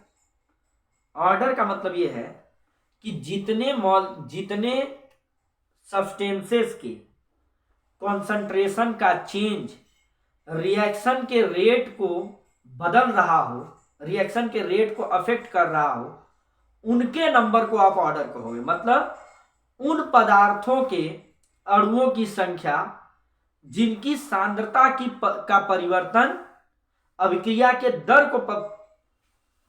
को प्रभावित कर रहा हो, उसको आप बोलते हो कोट। मतलब ये नहीं है कि जैसे मान लो हमने एक बात की कि ये प्लेटिनम सरफेस है, इस पर H2 और I2 रिएक्ट करते हैं, तो आप यहाँ पे कैटलिस्ट देते हो प्लेटिनम, इसी पर H2 भी आता है, I2, फिर HI बना के निकलते हैं, ये प्लेटिनम है। अब देखो यहाँ लाखों H2 लाखों I2 हो, अगर प्लेटिनम का सरफेस नहीं है तो रिएक्शन की रेट बहुत कम मिलेगी। मतलब रिएक्शन की रेट यहाँ पर किससे रिलेटेड है, किससे अफेक्ट हो रही है, प्लेटिनम से अफेक्ट हो रही है। तो यहाँ ये 0 ऑर्डर हो गया। H2 के मान लो आपने 1 H2I2, यहाँ प्लेटिनम लगाया, HI 2HI, तो इसका SCC क्या है, इसकी मॉलिक्यूलैरिटी क्या है, आणविकता क्या है इसकी आणविकता तो आई 2, एक इनका और एक इनका, लेकिन इसका ऑर्डर क्या आया, इसका ऑर्डर आया 0। इसकी कोट कितनी आ गई, 0, क्योंकि ये दोनों ही बेकार हैं। रेट जो है वो कहां से अफेक्ट हो रही है, प्लेटिनम से अफेक्ट हो रही है। ठीक है, या जैसे मान लो आपने लिखा acetic acid plus H2O, ethyl acetate plus H2O, यहां बना एसिटिक एसिड एंड एथेनॉल, ये एस्टर हाइड्रोलिसिस है। इसका 1 मोल, इसका 1 मोल, मॉलिक्यूलैरिटी कितनी आई, मॉलिक्यूलैरिटी या फिर आणविकता कितनी आई, आणविकता आई बच्चों 2, लेकिन इसका ऑर्डर क्या आता है, जैसे देखो H2O के कॉन्सेंट्रेशन में कोई चेंज आता ही नहीं है, क्या H2O का कॉन्सेंट्रेशन क्या चेंज होगा, है ना, यानी कि रेट सिर्फ इससे बदलने वाली है, तो यहां ऑर्डर आ गया 1। ये चीज जैसे आप ये समझो कि हमने 2 मटेरियल को रिएक्ट कराया, ठीक है, तो हमें लगा कि उसका एक मॉलिक्यूल है, इसका एक मॉलिक्यूल, तो ऑर्डर 2 आ जाना चाहिए, लेकिन क्या हुआ, दोनों ही मटेरियल के स्क्वायर रूट के अकॉर्डिंग रेट बढ़ा। मतलब मान लो हमने लिया हमने जो रिएक्शन कराया वो A प्लस बी कराया, A and B gives product जो भी। तो यहां हमको मॉलिक्यूलैरिटी क्या मिली, आणविकता क्या मिली, 2। हमें लगा ऑर्डर भी 2 होना चाहिए, लगा था हमें ऐसा, लेकिन हुआ क्या कि रेट जो है ए के कॉन्सेंट्रेशन के हाफ पावर के अकॉर्डिंग बढ़ रही थी, रेट जो है बी के कॉन्सेंट्रेशन के हाफ पावर के अकॉर्डिंग बढ़ रही थी। तो यहां पे तो टोटल अफेक्ट करने वाले कितने लोग हैं, हाफ प्लस हाफ कितना है, 1, ये चीज। तो यहां ऑर्डर क्या मिला, 1 मिला। तो मतलब आप ये समझिए कि एक चीज आप ये समझिएगा कि यहां पर जो रेट लॉ आप लिखते हो उसमें जो कॉन्सेंट्रेशन टर्म्स का सम आता है, पावर का सम, वो ऑर्डर बोला जाएगा। मतलब कुछ इस ढंग से बेटा, जैसे मान लो यही रिएक्शन है, इसको आपने लिखा, एक रिएक्शन आपने लिखा m mole of A plus n mole of B gives product. तो यहां आपको आणविकता क्या मिल रही है, आणविकता, या आप इसको कह सकते हो मॉलिक्यूलैरिटी। आपको मॉलिक्यूलैरिटी मिल रही होगी इसकी कितनी, m प्लस n, ठीक। और आपको कोट क्या, अब यहां फिर इसका रेट लॉ लिखो। तो रेट लॉ या वेग व्यंजक या वेग समीकरण जो आपने बोला था बेटा, वो आप क्या लिखोगे, R proportional concentration of A to the power x into concentration of B to the power y। अब ये तो m और n नहीं लिखे गए, क्योंकि जरूरी नहीं है कि A के पावर m के अकॉर्डिंग ही रेट बढ़े। ये देखो यहां तो 1 था लेकिन हमने हाफ लिखा था, यहां B था हाफ लिखा था। और ये कब हम पता लगा पाएंगे, जब हम कोई एक्सपेरिमेंट करेंगे। जब हम कोई एक्सपेरिमेंट करेंगे तभी पता लगेगा कि भाई A का कॉन्सेंट्रेशन मान लो 1 मोल पर लीटर बदला और उधर रेट जो है अभी हाफ का ही चेंज आया है। या मान लो हमने ऐसे देखा कि A का कॉन्सेंट्रेशन हमने किया डबल, मतलब 10 से हमने बदला 20, तो ये 2 टाइम हो गया। और रेट क्या हो गया, रेट हो गया बेटा 4 से बदल गया 16, है ना, 4 से बदल, ये 2 हमने लिखा और ये कितने टाइम हो गया, 4 टाइम हो गया। यहां हमने 2 टाइम का चेंज किया और यहां चेंज कैसा मिला, 4 टाइम का चेंज मिला। मतलब रेट जो है ए के कॉन्सेंट्रेशन के किस अकॉर्डिंग बदल रहा है, सेकेंड पावर के अकॉर्डिंग बदल रहा है। अब हमने किया होता है यहां 4, ठीक,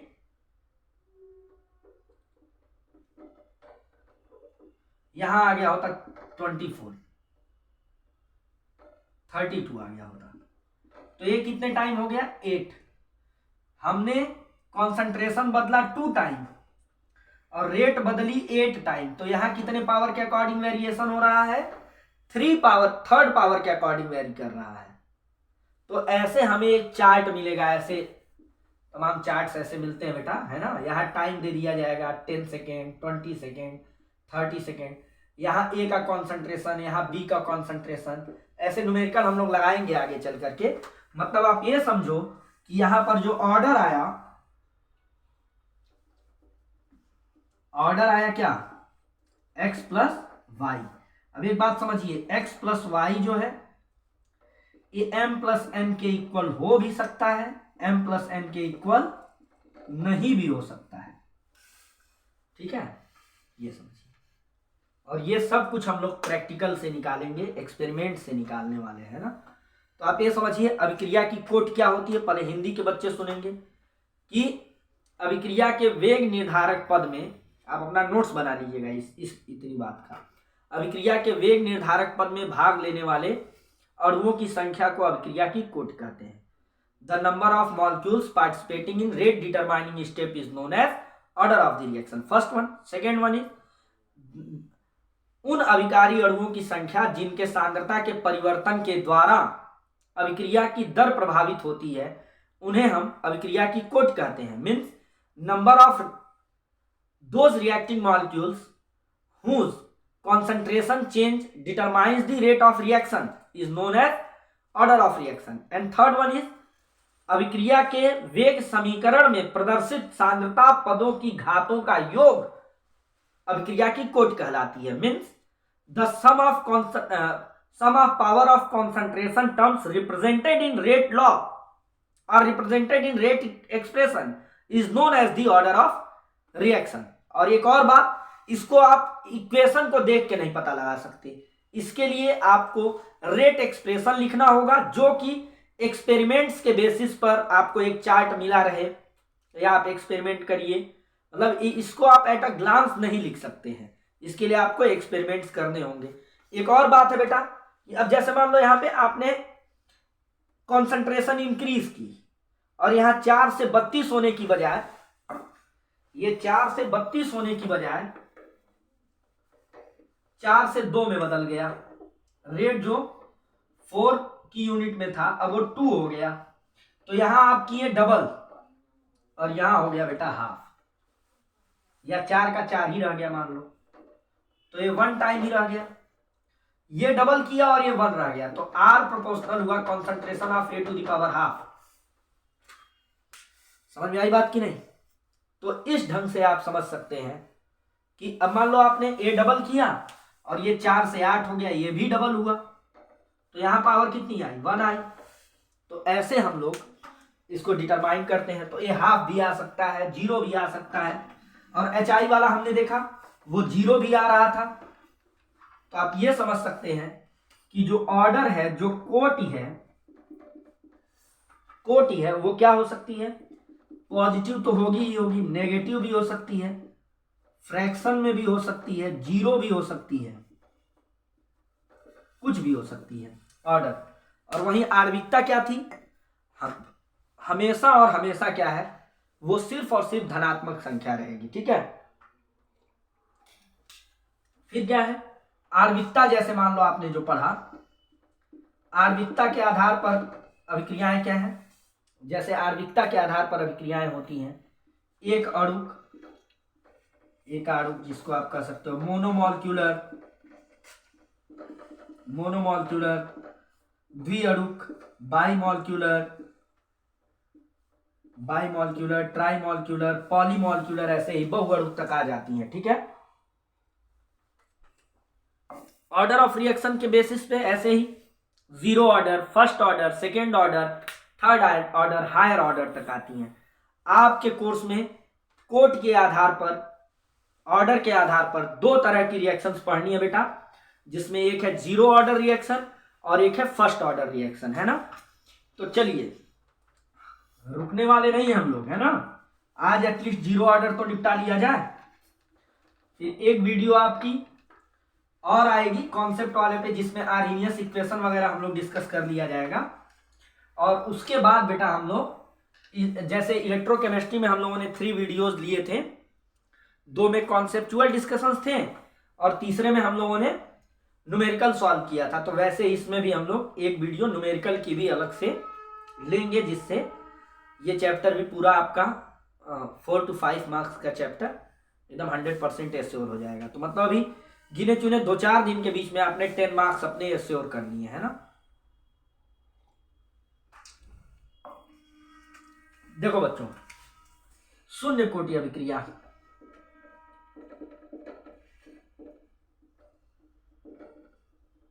zero order reaction. Zero order reaction क्या है? सीधी बात है कि मतलब ऐसी अभिक्रिया जिसमें अभिक्रिया की दर किसी एक भी अभिकारक के सांद्रता पर निर्भर ना करती हो. Means those reactions whose rate don't depend upon concentration of any of the reactant is known as zero order reaction. जैसे तमाम इसके एग्जाम्पल हैं. जैसे क्या है कि आपने HI लिया, इसको आप गोल्ड सरफेस पे लो तो ये H2 और I2 में टूट जाएगा. ठीक है. तो इसका गोल्ड सरफेस पे जो डिकम्पोजिशन है बेटा, ये जीरो ऑर्डर रिएक्शन है. या आप जब H2 और I2 को फॉर्मेशन की बात करते हो, मान लो ये H न्यू के प्रेजेंस में हो रहा है 2HI, तो यहाँ सनलाइट नहीं है, तो ये रिएक्शन की रेट किस पे डिपेंड करने वाली है? अब यहाँ पे ये फोटोसेंसिटिव रिएक्शन है, ये H न्यू के अमाउंट पे डिपेंड करने वाली है, ठीक है। ऐसे ही क्या है कि जैसे मान लो आपने अभी लिखा N2 + 3H2, ये आयरन और मॉलिब्डेनम के प्रेजेंस में बनता है 2NH3।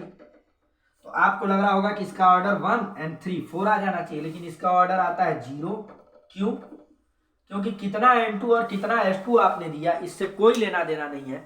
यहां इस बात पे से फर्क पड़ता है बेटा कि आपने कितना आयरन और मॉलिब्डेनम प्रोवाइड किया है। मतलब रिएक्शन की रेट जो है आयरन और मॉलिब्डेनम के प्रेजेंस से अफेक्ट होने वाली है।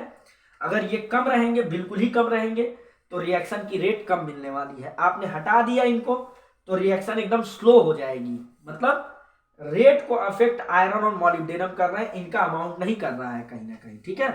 तो हो गया ये zero order reaction.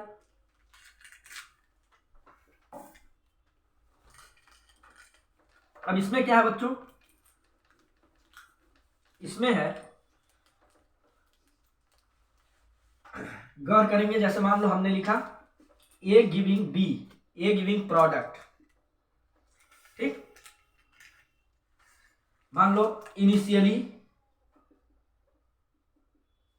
Means T = 0, time 0 है, टाइम 0 है, तो इसके A मोल थे, इसके 0 मोल थे शुरुआत में, प्रारंभ में।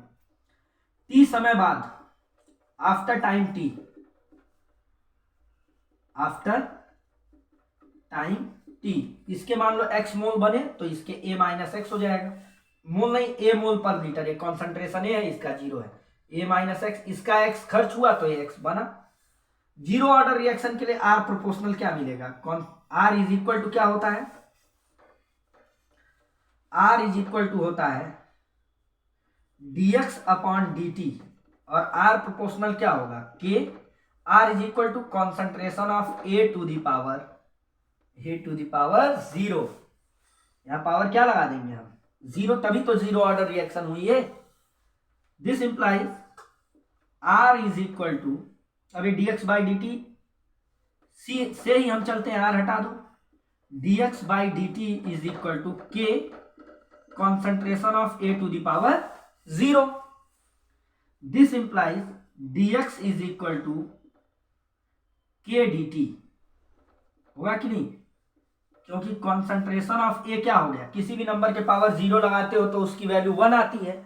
ये बेटा है differential rate law of zero order reaction, या डिफरेंशिएटेड रेट लॉ, या जिसको आप अवकलित वेग समीकरण कहते हैं। क्या कहते हैं? अवकलित वेग समीकरण, differential rate law, differential rate equation of zero order reaction. आपसे एक नंबर में पूछ सकता है सीधे, बस एक तो क्वेश्चन ये है कि पूरा जीरो ऑर्डर रिएक्शन एक्सप्लेन करने को कह दे, ये के भी क्वेश्चन है कि जीरो ऑर्डर रिएक्शन का डिफरेंशियल रेट लॉ आप लिखो, तो ये आप लिख दोगे, काम खत्म हो जाएगा, है ना। फिर इसके बाद क्या है? एक आपसे पूछता है समाकलित वेग समीकरण, इंटीग्रेटेड रेट लॉ या इंटीग्रल रेट लॉ लिखो, तो इसी को इंटीग्रेट कर देते हैं हम लोग, dx = K dt। एक बात आपको बता दें, मैथ्स वाले बच्चे जो नहीं है, मैथ्स वाले बच्चे तो जान ही रहे हैं बाकी चीजें, मैथ्स के बच्चे जो नहीं है वो जान लें कि बेटा एक टर्म होता है इंटीग्रेशन, जो इंटीग्रेशन मतलब छोटी छोटी चीजों को जोड़ के बड़ा करना, ठीक। अगर मान लो x to the power n dx है तो इसकी वैल्यू आती है x to the power n+1 divided over n+1, ये चीज आता है, ठीक। तो यहाँ क्या है? 1 लिखा हुआ है, 1 का मतलब क्या है? x टू द पावर 0, मतलब अगर x to the power 0 dx लिखोगे तो क्या हो जाएगा? x के पावर 0 + 1 अपॉन 0 + 1, यानी कि x/1, यानी कि क्या? x। तो इसकी वैल्यू आ गई क्या बेटा? x के बाहर चला आया, कांस्टेंट नहीं होते हैं, integrate dt। This implies x = K, और वही चीज जैसे आपने 1 dx किया, 1 dt करोगे तो उसका t आ जाएगा। और इतना कुछ करने के बाद एक इंटीग्रेशन कांस्टेंट लास्ट में ऐड किया जाता है, kt + c कर दिया, ठीक।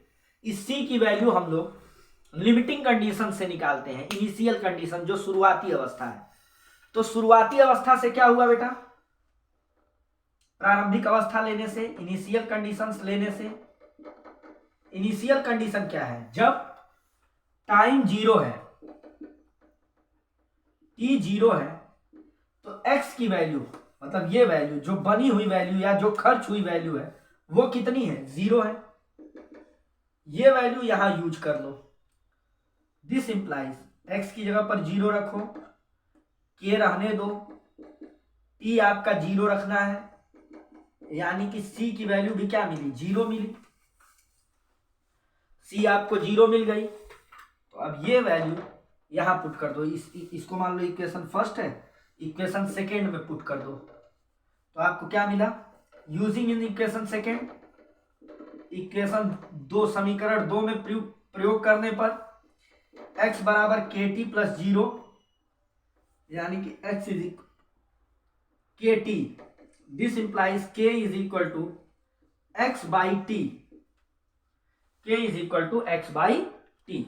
ये बेटा समाकलित वेग समीकरण है। कैसा समीकरण है, समाकलित वेग समीकरण, इंटीग्रेटेड रेट लॉ या रेट इक्वेशन। हो गया 0 ऑर्डर खत्म लगभग, ठीक है। k is equal to X upon T हो गया आपके लिए, ठीक।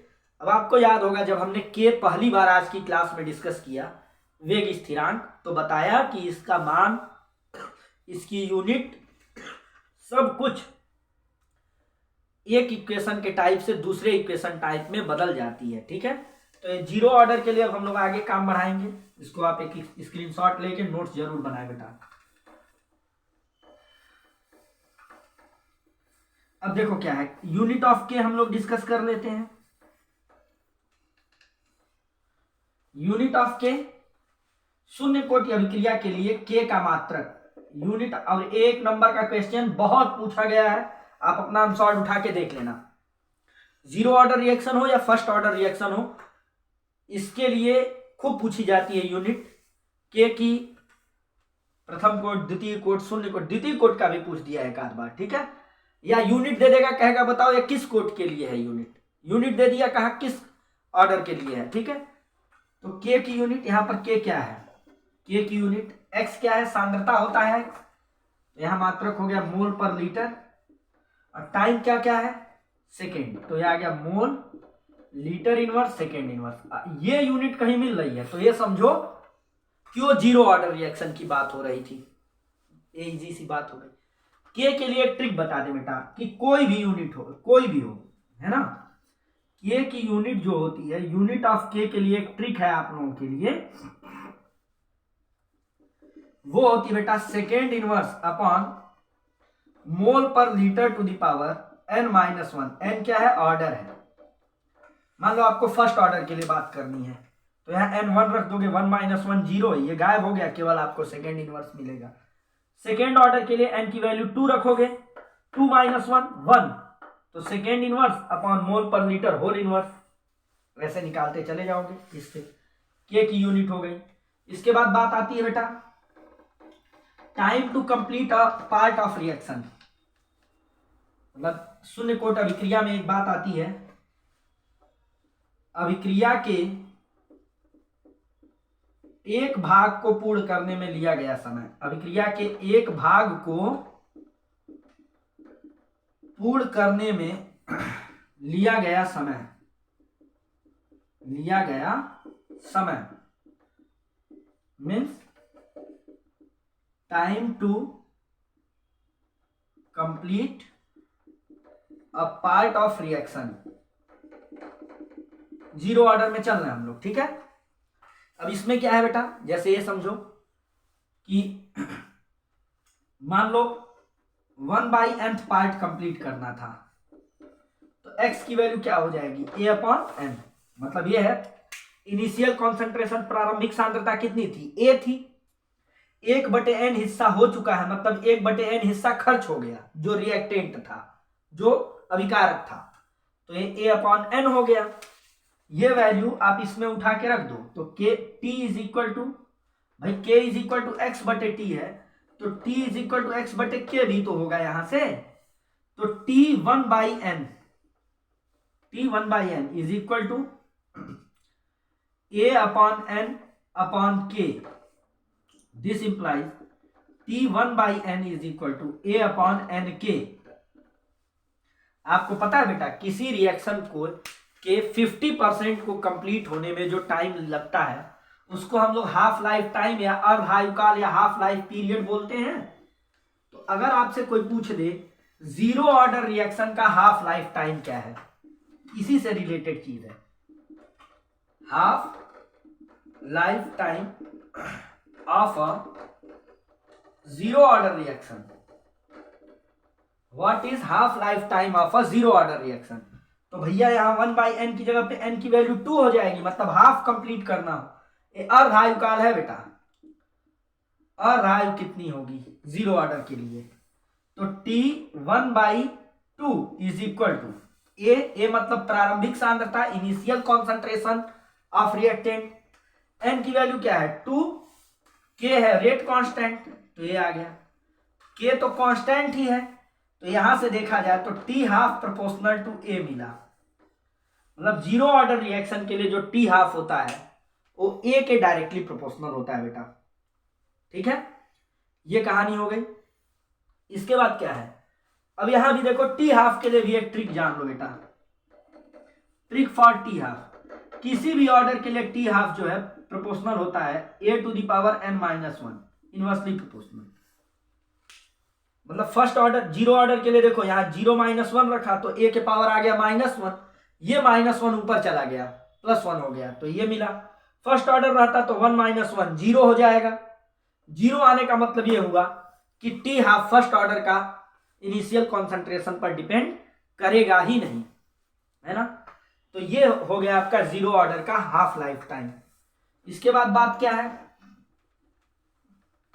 इसके बाद जीरो ऑर्डर में दो ग्राफ देख लेते हैं, जीरो ऑर्डर खत्म हो गया। फिर उसके बाद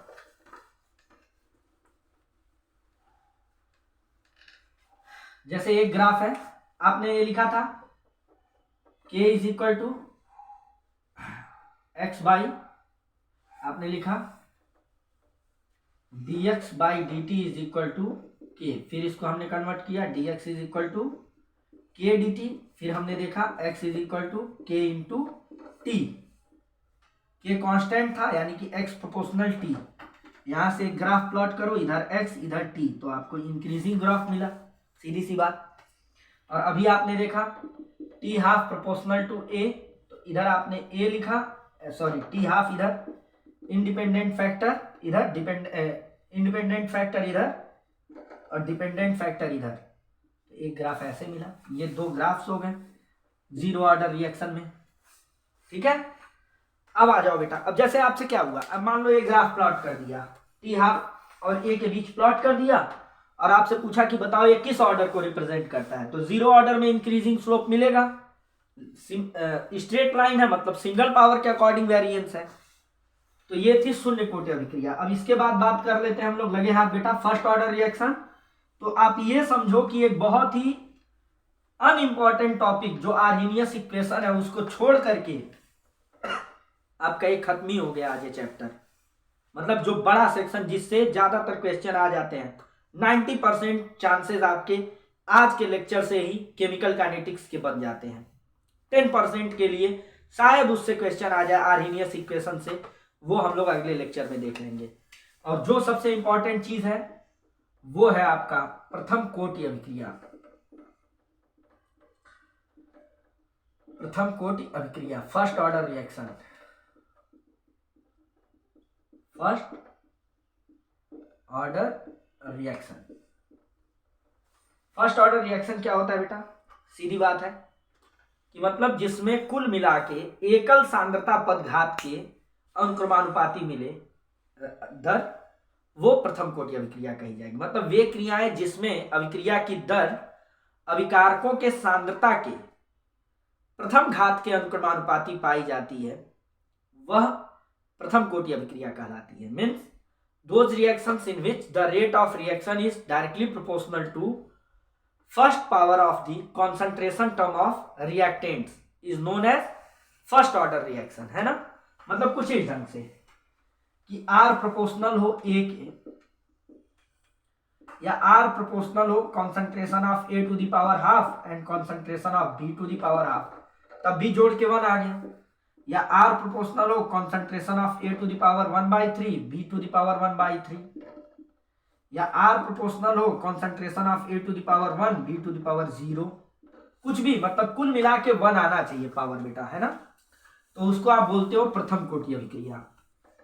अब इसमें क्या है, एग्जांपल्स देख लो। जैसे आपने अभी ये अमोनियम नाइट्राइट है, इसको हीट करोगे तो आपको N2 और 2H2O मिलेंगे, ये फर्स्ट ऑर्डर रिएक्शन है।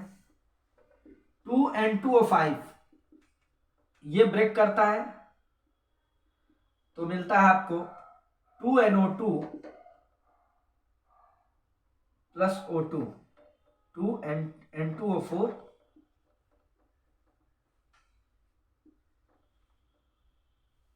एंड O2, पेंटाऑक्साइड, टेट्राऑक्साइड और ऑक्सीजन में बदल गया। अब देखो यही बात है, यहाँ 2 है तो ये नहीं कि सेकेंड ऑर्डर हो गया, इसी को आप स्यूडो फर्स्ट ऑर्डर का भी नाम देते हो, ठीक है। आने वाले वक्त में अभी हम लोग इसको बात करेंगे बेटा। जैसे देखो ये CH3 C2H5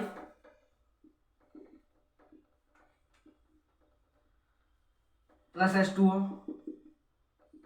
इससे कोई मतलब नहीं होता है, आपको बना CH3 COOH प्लस एथेनॉल। असल में यहाँ रेट क्या मिलता है, rate directly proportional only acetate, जो एस्टर है उसके डायरेक्टली प्रोपोर्शनल मिला एथिल एसीटेट के, है ना। तो ये चीज हो गया। रेडियो एक्टिविटी जो है, रेडियो धर्मिता, ये प्रथम कोटि क्रिया है बेटा, ये प्रथम कोटि क्रिया है। जो एंजाइम कैटालिसिस रिएक्शन होती हैं उनके बारे में थोड़ा सा हम लोग समझ लें। आप जानते हो एक होता है सबस्ट्रेट, आधार होता है। जैसे मान लो स्टार्च है, किसी एंजाइम के प्रेजेंस में ये प्रोडक्ट में बदलता है, कि कोई आधार है एंजाइम की उपस्थिति में उत्पाद में बदल गया, तो इस सबस्ट्रेट के अकॉर्डिंग अगर देखोगे तब तो ये 0 ऑर्डर होता है, लेकिन जब एंजाइम के अकॉर्डिंग देखोगे तो ये फर्स्ट ऑर्डर रिएक्शन होती है, ठीक है। ये बात समझते रहना आपको, कभी स्पेसिफिक क्वेश्चन के फॉर्म में आ सकता है कि जो एंजाइम कैटालिसिस रिएक्शंस हैं उसका ऑर्डर क्या है। तो उनका ऑर्डर बेटा अगर आप एंजाइम के हिसाब से देखेंगे तो वो फर्स्ट ऑर्डर है, अगर रिएक्टेंट या सबस्ट्रेट के अकॉर्डिंग देखोगे तो वो 0 ऑर्डर है, ठीक है।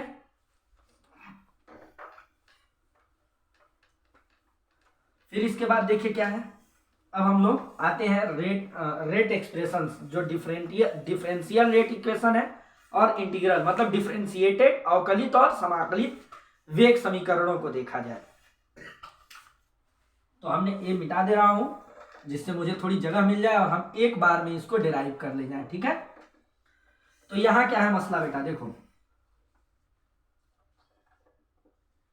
A to B या A to प्रोडक्ट हमने लिखा, A to अ प्रोडक्ट। तो यहां पर इनिशियल लेवल पे जब टाइम 0 था तो ये मान लो A मोल पर लीटर रहा हो, ये 0 मोल रहे होंगे। टाइम जब कुछ बीता, मतलब t सेकेंड के बाद, आफ्टर टाइम t, इसके मान लो x मोल पर लीटर बने हो तो इसके a माइनस एक्स बचे होंगे, क्योंकि x तो इसके खर्च हो गए, कंज्यूम हो गया, है ना। तो यहां पर क्या मिला बेटा, r इज इक्वल टू, जिसको आप बोलते हो dx by dt is equal to concentration of, is equal to नहीं बल्कि proportional to concentration of a to the power 1, ये हो गया। This implies dx by dt, a का कॉन्सेंट्रेशन टाइम t के बाद क्या है, a minus, is equal to, is proportional to a minus x.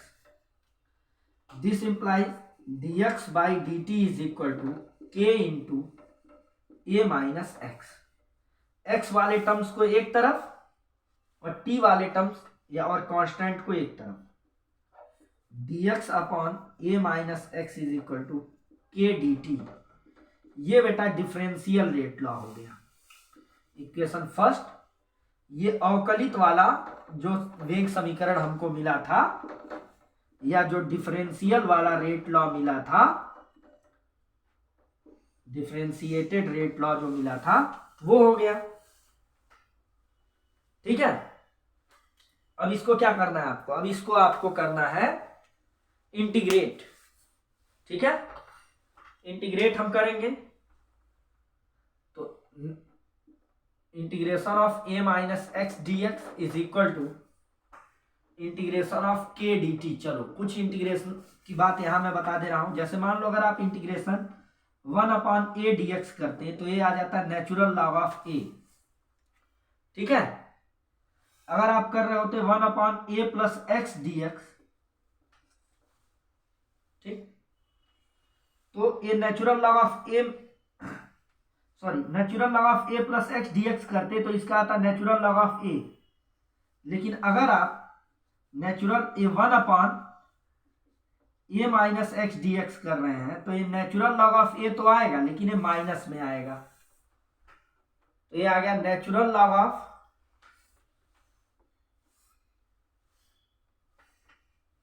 Just a minute बेटा, यहां आप समझिए थोड़ा सा, मैं यहां समझा देता हूं, फिर उसके बाद हम लोग बात करेंगे।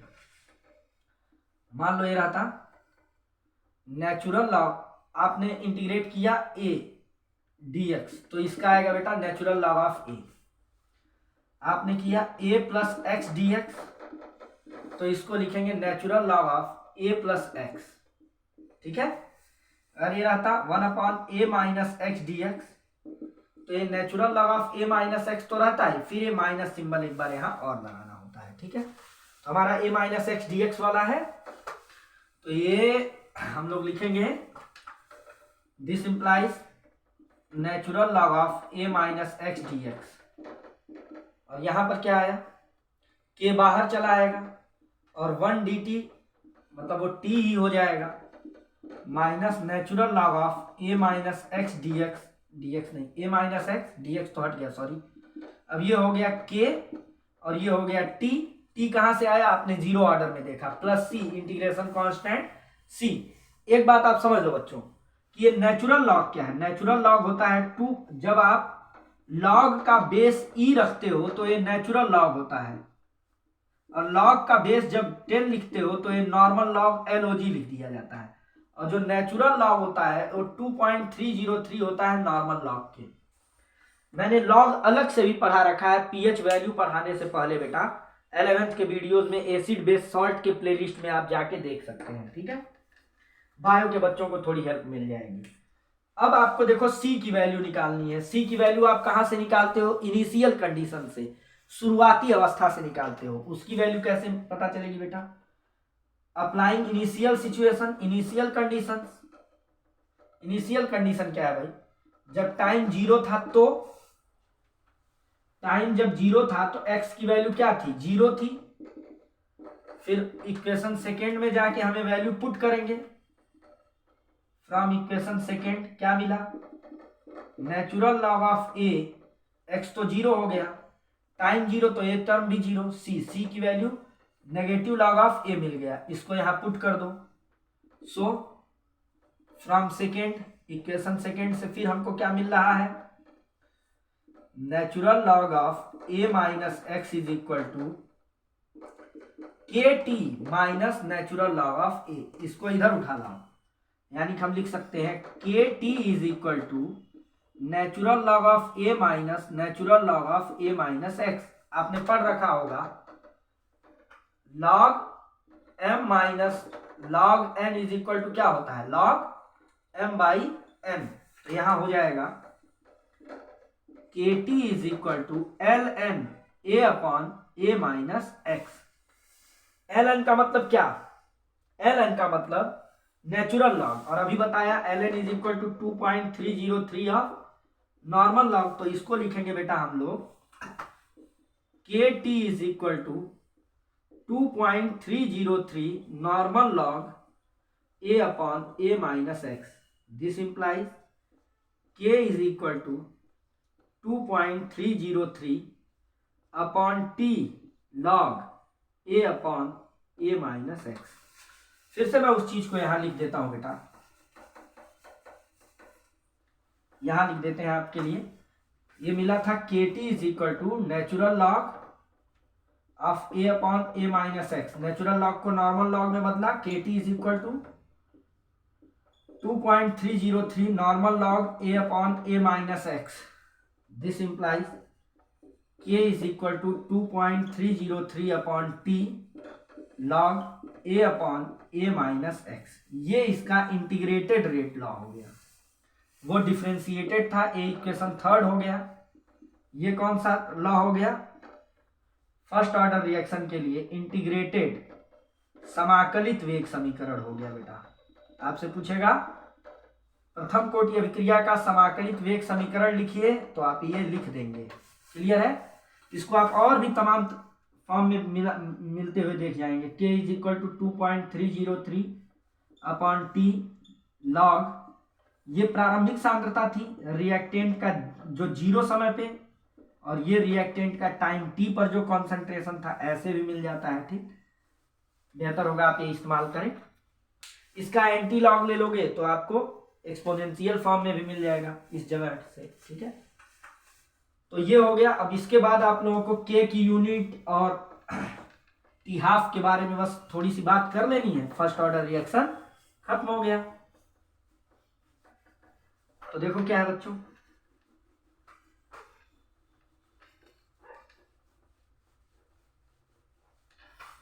तो इसके बाद है बेटा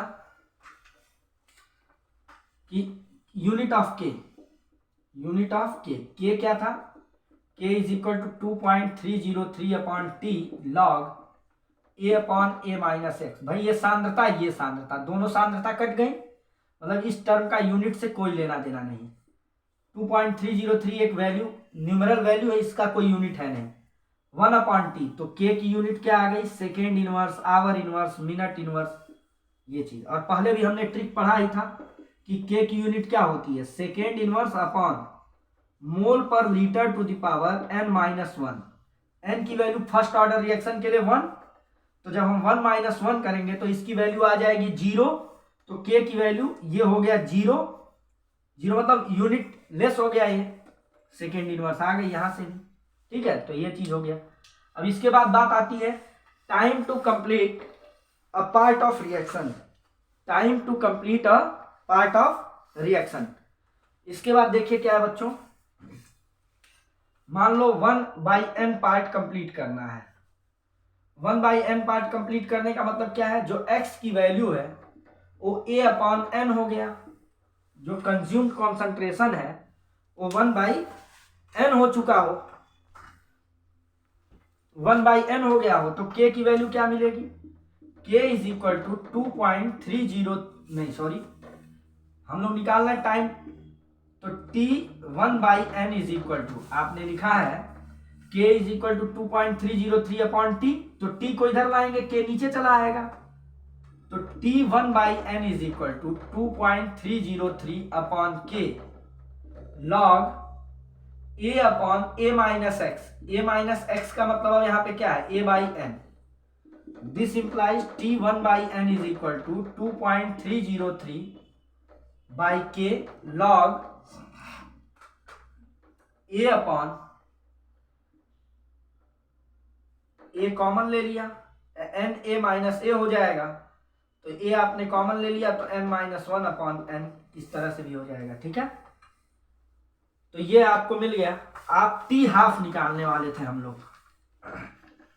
टी हाफ का मतलब ये जो 1/n लिख रहा है हाफ हो जाए, अर्धायुकाल, तो ये 2.303 upon k log a upon a minus a/2 is equal to 2.303 upon k log a upon a/2, a cancelled out, 2.303 upon k log 2, 2.303 upon k log 2 की वैल्यू होती है 0.3010। So t half is equal to, इन दोनों को multiply कर लो 0.693 upon के। बहुत important formula है, इस पे बहुत सारे क्वेश्चंस लगेंगे बेटा, ठीक है। तो यहाँ टी हाफ जो है इसका ए से कोई लेना देना नहीं है, इसके फार्मूले में ए नहीं आ रहा है। और आपने ट्रिक जो पहले जीरो ऑर्डर में पढ़ा वहां से भी आप यही पाओगे, क्योंकि टी हाफ वहां पर हमने पढ़ा था inversely proportional to A to the power n minus one. N की वैल्यू क्या है 1, 1 माइनस 1 करोगे क्या आ जाएगा, 0 आ जाएगा, काम खत्म।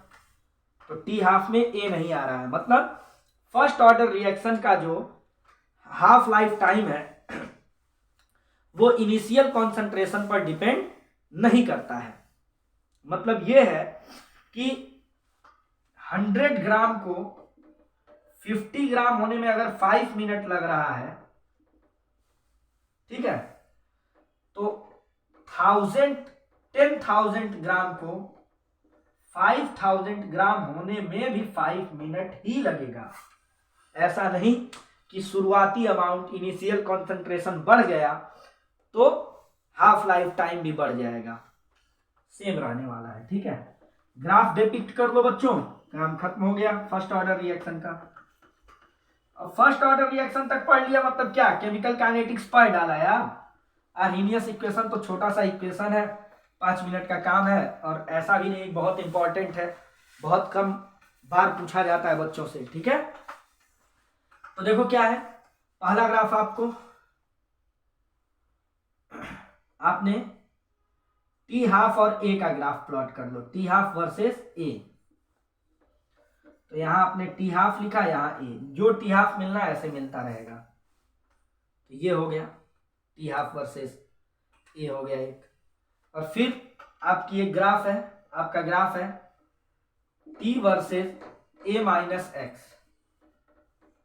तो इधर टी दिखाया, इधर ए माइनस लॉग ए माइनस एक्स, तो ये डिक्रीजिंग ग्राफ रहेगा। कहां से हमने ये लिखा, आपने लिखा है t is equal to 2.303 upon k log a upon A minus x. तो a माइनस एक्स यहाँ डिनोमिनेटर में है और t ऊपर है, तो इनवर्स रिलेशन है।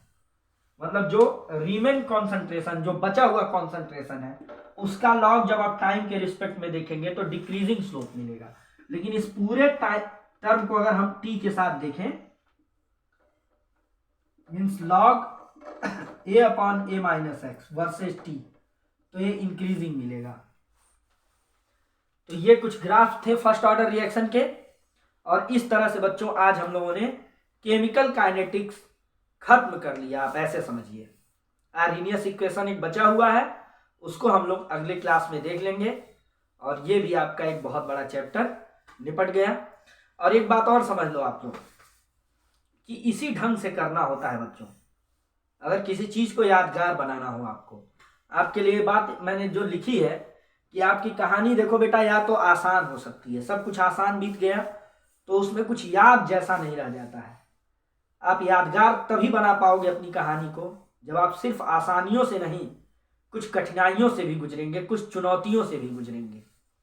तो अपनी कहानी को अगर आपको यादगार बनाना है तो चैलेंजेस लीजिए, है ना, खूब मेहनत करिए, एकदम जी जान से लग जाइए, अपना एक एक मिनट यूटिलाइज करिए बच्चों। बोर्ड एक्सप्रेस हम लोग यूं ही चलाते रहेंगे, और कोशिश किया जाएगा पूरी केमिस्ट्री इसी से, 12th की केमिस्ट्री तो कम से कम 12th के बच्चों के लिए निपटा दूं, फास्ट ट्रैक रिवीजन टाइप में, है ना। तो हमारे साथ बने रहिए बच्चों, इस कंटेंट अपने दोस्तों के साथ भी शेयर करिए। मुझे बहुत अच्छा लगता है आप लोगों का जब स्नेह मिलता है, आपका अनुराग इस अनुराग को मिलता है। तो चलिए मिलते हैं बच्चों नेक्स्ट वीडियो में भी। Thank you, all the very best.